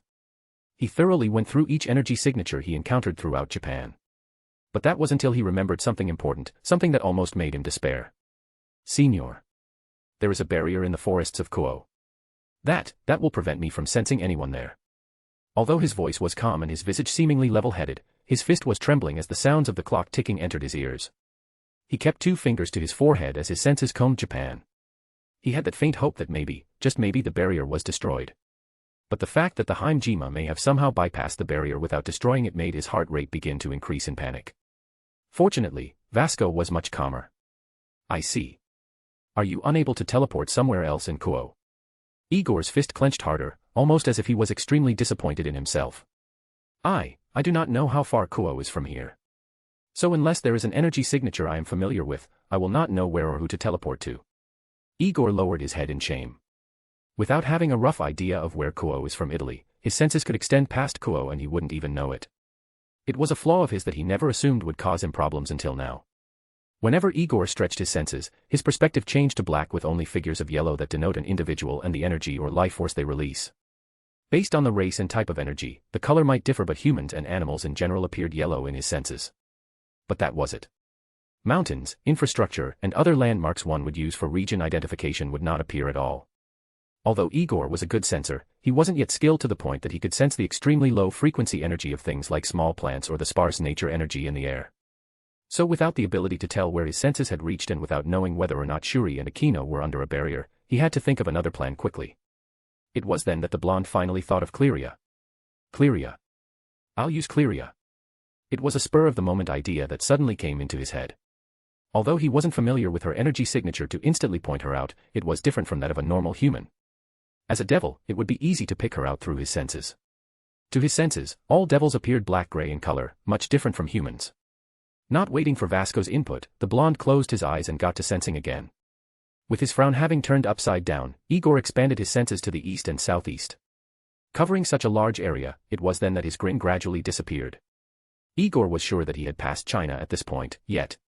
The shocking number of devils he was sensing served to demotivate him. He was unfamiliar with Cleria's specific energy signature, meaning he couldn't pick her out from over the thousands of devils he had sensed. Even when his senses expanded over the ocean, he could still sense the presence of devils. Although devils in Japan were fewer, there were at least a few hundred that he had come across. Faced with such factors, Igor's will began to waver. Damn it. Why are there so many devils out there? Panic was seeping in, the situation itself becoming hopeless. He couldn't hope to pick out Cleria's energy signature when there were numerous devils all over Japan. Igor was restless to the point that his aura began to fluctuate violently, a visual representation of his frantic mental state. Removing his fingers from his forehead, the blonde cursed. Fuck. I'll teleport as close as I can and then fly over. Gru. Just when he was about to take off through the roof, Vasco calmly placed his hand on Igor's shoulder. The blonde instantly whipped his head towards him, his expression clearly displaying his sense of energy. What? But upon seeing Asia flinch at his outburst, instant regret soured his heart. Asia was staring at him fearfully, almost as if she couldn't recognize him. She was holding on tightly to Vasco's collar, the fabric scrunched up in her tiny fist. Igor was unsure how to act at this point, but Vasco wouldn't wait for the blonde to resolve his inner conflict. He knew Igor loved Asia, but bigger things were at stake here. Can you sense massive outbursts of power? Sensing the seriousness in his gaze, Igor calmed himself down while giving an apologetic smile at Asia. Yes. As long as it differs from the rest, I can find it. Then suddenly, Vasco placed a phone to his ear. You heard him. Do what he says and use the holy swords. While Vasco would have preferred to send a letter through a magic circle, there was no time for that anymore. He just hoped that the conversation would seem too vague for anyone who would try to investigate, although that would be pointless given what was about to happen. Regardless, his words seemed to reignite that faint spark of hope within the blonde. So as Igor waited and waited, he finally caught the violent fluctuations of energy coming from the east. Without even waiting for Vasco's input. Tsui. He vanished. Chapter 68, Chapter 68. While Vasco would have preferred to send a letter through a magic circle, there was no time for that anymore. He just hoped that the conversation would seem too vague for anyone who would try to investigate, although that would be pointless given what is about to happen. Regardless, his words seemed to reignite that faint spark of hope within the blonde. So as Igor waited and waited, he finally caught the violent fluctuations of energy coming from the east. Without even waiting for Vasco's input. Tsui. He vanished. DxD. Kuo, Japan, half an hour earlier. In the town of Kuo, it was still in the wee early hours of the morning. Shuri and Aquino were comfortably asleep in their homes while Barakiel was still training far away on an island. Inside the forest, around 12 figures in black hooded robes were making their way towards the house, their intentions anything but kind. One of the men leading from the front spotted the house and pointed towards it with an excited expression. I see it. Peeling back his hood, he was revealed to be a man with spiky short black hair and black eyes. On usual days, he would be handsome. But the cocky grin etched onto his face said otherwise. The man looked at the house with literal drool escaping through his mouth. I've finally found Shuri Nachan. Now I can finally break that spell controlling her and we will finally be together. His name was Hinjima Masaru, a muscular man in his early 20s. From a young age, he had sincerely admired Shuri when she still resided in the Hinjima clan. Her kindness had made him fall madly in love with her to the point of craziness. Another of the men, the true leader of this expedition, peeled back his hood to reveal a very pretty and somewhat effeminate face. It didn't aid things that he had long black hair tied into a ponytail and pretty black eyes. But there was a reason he was the leader. We will proceed in accordance with the plan, Masaru. Am I understood? Masaru lifted up his hands in mock surrender, yet his smile did not fade. Sorry, Kazuhiko-sama. I was just too happy to see my fiancé after all this time. You'll forgive me, right? Hinjima Kazuhiko was the third-born son of the patriarch of the Hinjima clan. Nearing 30 years in age, he was the most talented son with an expertise in swordsmanship that far surpassed his brothers. Kazuhiko narrowed his gaze at Masaru, his mind seemingly deciding something. Masaru also stared back at Kazuhiko, his widening smile silently goading Kazuhiko into trying something. Both these two men had sort of a rivalry going on between them.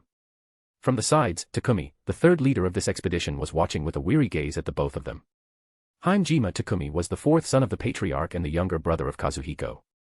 Different from his elder brother who specialized in the sword, he had a particular talent for wards and other sorts of barrier magic. His expertise in the field of wards made him a key figure in this operation due to the fact that he was the one who had the highest capability of breaking through any wards they may encounter. Unlike his two co-leaders who had somewhat fiery personalities, especially Masaru, he was reserved and often appeared standoffish. Yet unlike his brother Kazuhiko who radiated the coldness of a swordsman, he seemed more like a sunny teenager who still believed dog-licking would get him a girl. It was also partly because of his personality that he was made a vice leader. He would be able to function as an intermediary that would dispel Kazuhiko and Masaru who were like fire and water. Giving off a nervous chuckle, Takami rubbed the back of his head before pushing them apart. Come on guys. Can we not do this now? The two men were about to ignore Takami, but when he opened his eyes, there was a subtle darkness behind them. We can't afford to fail this mission after all. Masaru was the first to withdraw his gaze first with a laugh. All right, all right. His mocking laughter continued on, causing Kazuhiko to reflexively put his arm on his blade. But Takumi stopped him by placing his hand on Kazuhiko's. He looked meaningfully at Kazuhiko. Stop, brother. At the end of the day, we all share the same surname. We don't murder our own in cold blood. Kazuhiko looked at Masaru who continued to drool at the sight of Barakiel's house. The man was so amped up with desire that he either didn't notice or care for the looks he got from Kazuhiko, Takumi, or the rest of the team. Instead, he always seemed to be muttering Shuri's name over and over again, his eyes as dark as a black hole. He, Nei-chan. Masaru was crouching down, his hands glued to the side of his cheeks. He was so out of it that his drool flowed down his cloak like a river. His eyes quite literally had hearts on them, his desire that had been bottled up for years finally manifesting itself in the most weirdest of ways. If roles were reversed and Masaru was a girl, this situation may have been somewhat erotic. But he was a bulking mass of muscle with spiked hair and sharp cheekbones. This only served to unnerve his fellow clan members, causing even a few of them to even retch at the sight. As for the rest, they could only watch in silence while their brain cells slowly died. Kazuhiko only watched on for a moment longer before he turned his face away in annoyance. He never understood how a brainless idiot like Masaru was allowed to even join their squad. TCH. Unfortunately, it was too late to make any objections. The Great Elder had put together this squad and his orders were absolute. Even if he was the son of the patriarch, he couldn't raise objections. He could only swallow the bitter arrangement whole. Yet taking a glance again at Masaru, he felt he might vomit more than just the arrangement. So wanting to take his mind off the muscled mess muttering Nei-chan over and over again, he decided to get this mission underway. Folding his arms, he faced everyone and began to relay orders. Sons of Hinjima. Today we are here to eradicate the scourge and the abomination that was created from the blood of our sister and the cursed blood of the fallen cadre, Barakiel. We have waited over 9 years for this opportunity, men. We have received news of Barakiel having been spotted near the Cuban coast. We have no knowledge of when he will be back, so we must be quick and efficient. Team 1, you will once again be responsible for disabling any wards we may come across. I will leave that to you, Takumi. Team 2 will follow me and annihilate the abomination. We must be swift. Team 3. You will be responsible for capturing our sister in order to return her to the clan. Are there any questions? All the men stayed silent, aside from Masaru, who was grinning widely in anticipation. As the leader of Team 3, he was responsible for restraining Shuri. He could already imagine himself holding her in his arms. It was such an excitable thought that he began hugging himself while repeatedly muttering Shuri's name. Shuri ne. Shuri ne. Shuri ne. Shuri ne. Shuri ne. Shuri ni ichanen. Your Masaru-chan is commoning. He. Kazuhiko clicked his tongue at Masaru's unprofessional display, his gaze filled with disgust. What was the great elder thinking placing him on our squad? Takumi chuckled at the sight of Masaru. Well, he is the strongest out of all of us. He's the only one here that can handle Barakiel should he come. Kazuhiko was silent at that declaration. It annoyed him that someone younger and less privileged than him was stronger, and not by a small margin either. Masaru was the strongest youth in the Hinjima clan and possibly bordered towards the realm of being the strongest in the entire clan. Being a brute fighter who only used his fists, those muscles on him definitely weren't for decoration. It was only fortunate that with the growth of those muscles, his brain grew smaller and smoother. Just thinking of Masaru's recent brainless mistake made him smile lightly. Wasn't he the one that got us detected by those exorcists? Takami simply shrugged. Yes. But he killed them, didn't he? Most of us would have died without him. Kazuhiko clicked his tongue at the memory. That holy sword wielder was indeed an annoyance. That holy sword wielder was Masaomi Yagaki. Since he's dead, it's safe to say that this place will be swarming with more exorcists from the church soon. So. Getting annoyed by Takumi's condescending smile, Kazuhiko let go of his blade and clapped his hand to gather the attention of the rest. Alright, let's move out. There is no room for mistake. He then clasped his hands together and lowered his head. May Lady Amaterasu guide us. May Lady Amaterasu guide us. Turning around to face the house, a cold killing intent emanated from Kazuhiko. So shall it be. Let's move out. Swoosh. Swoosh. Swoosh. X4. And that's that. There are some times when I can't upload, but I do prioritize members of my P@Tray0n when it comes to uploading. If you want to join, here's the link, p@tray0n.com/holygambler. Replace the at and 0 with a and o respectively. Or just search for Holy Gambler. Chapter 69, Chapter 69. Alright, let's move out. There is no room for mistake. May Lady Amaterasu guide us. May Lady Amaterasu guide us. Turning around to face the house, a cold killing intent emanated from Kazuhiko. So shall it be. Let's move out. Swoosh. Swoosh. Swoosh. X4. DxD. Shuri had just woken up when she suddenly saw the barrier surrounding the house destabilize for the briefest of moments, resulting in a visible sheen in the air that lasted for less than a second. It was something most would have missed, but as a mother living alone with her child, her paranoia was particularly high. Suddenly seeing the only thing currently protecting them fluctuate like that did not do wonders for her existing paranoia. It was a complete coincidence that the moment the barrier fluctuated was precisely the moment she would need to wake up Akino to urinate. Her little girl had a particular issue of wetting the bed, and so to remedy that, Shuri would always wake her up between the early hours of morning. But after seeing the slight disruption of the barrier surrounding the house, she decided to first check what was going on. As much as she wanted to ignore it, she couldn't bring herself to. It was almost as if some external force was urging, almost begging her to investigate. When she had thoughts of investigating after sending Akino to the bathroom, an uncontrollable urge suddenly caused her to put investigating as her priority. So she chose to listen to her gut feeling or whatever it was that influenced her. Descending down the stairs, she was quick and silent as usual. Although she was a housewife, she was considered an elite operative of the Hinjima clan once upon a time. Her prowess as a field operative was what led to her being sent to Koa with the intent of monitoring Clearia. As a complete human, there was less chance of her being detected as a spy than if a yokai were to do it. And with her being the best of the best, she was chosen after having received the most nominations. Although relations between the yokai and humans used to be strained, the wars of the 20th century worked to bring them together and forget past transgressions against each other in order to defend their shared homeland. Shuri was also very active in the late 70s and early 80s. With the consequences losing many people to the Aryans, nuclear bombs, and other enemies seeking to take advantage of a weakened Japan, yokai and humans had united to fight against all of their foes both overtly and undercover, especially in the supernatural world.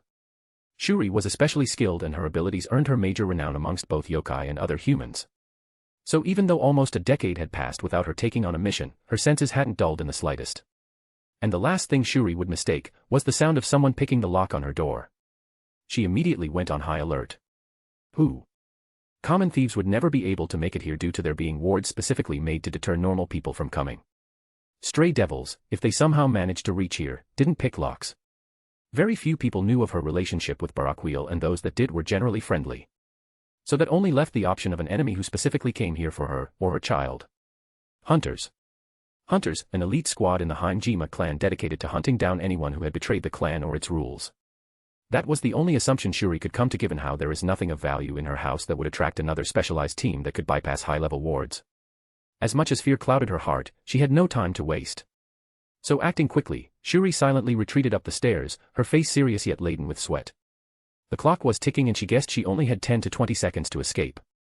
The door itself was high level and the locks were personally fitted in by her when she first moved in, way before Barakiel ever set foot in this house. She quietly made her way through the hall, careful not to make any overt sounds. As humans, they had many ways of using their mana to amplify specific body parts. She did not want to take the chance and alert anyone who was listening that she was awake and most of all, aware of their presence. She may take slightly longer to reach Akino's room, but it was better than the hunter smashing her door down. Opening the door to Akino's room, she opened a window to the outside. The cold breeze instantly entered along with the vague mutterings of a man. She stood silently, her ears straining to hear their every whisper. Are you truly unable to break such a simple lock? I am sorry, Kazuhiko-sama. This lock is extremely complicated but I am getting close. You better hurry. Yes, Kazuhiko-sama. Shuri's eyes widened in fright. Kazuhiko. Why him? Her fear skyrocketed after hearing the name. If she was the most talented woman in the clan, Kazuhiko was the most talented male. She had amicable but friendly feelings for him while he showed clear and decisive interest in her. Being the son of the patriarch, they were both set to marry 10 years ago until she cut off contact with the clan. Any lingering feelings she may have had were dulled out when she met Barakiel. She loved the fallen and she had a beautiful daughter with him. She did expect that the clan would come hunting for her at one point, but she thought it would be when she or Akino were outside of Kuo. It was why she stayed in Kuo and never tried to leave the town. With the protection provided by Clearia, the feeling of safety she had from the Hinjima continued to grow over the years. She just never expected that over 10 years later, the clan would manage to sneak into Kuo. It also ached her heart a bit to see Kazuhiko would be one of the people hunting her down. She shared lots of good memories with him, so it did hurt to hear the men she once considered a friend whisper shout orders to open the only thing between them and her daughter's death. Unknowingly, a single tear flowed down her eye. I underestimated how far my clan would go to kill my child. Her assumption that they would leave her as long as she remained anonymous was naive, and this was a painful way to find out.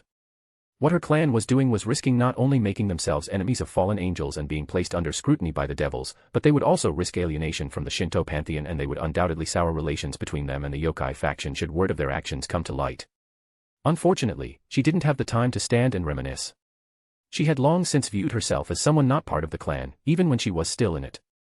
So she never truly grasped how far the clan would be willing to go just to follow the rules and kill her abomination of a child. Wiping away the tear, she resolved her heart.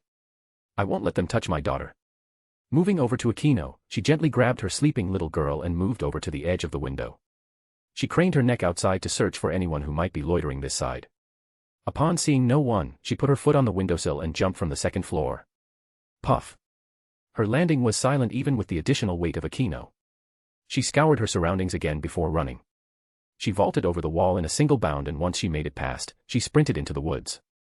While there was a shortcut to town, it wasn't under the cover of the forest, and with the low visibility of the moon, it was just bright enough for their figures to be seen should they take the path.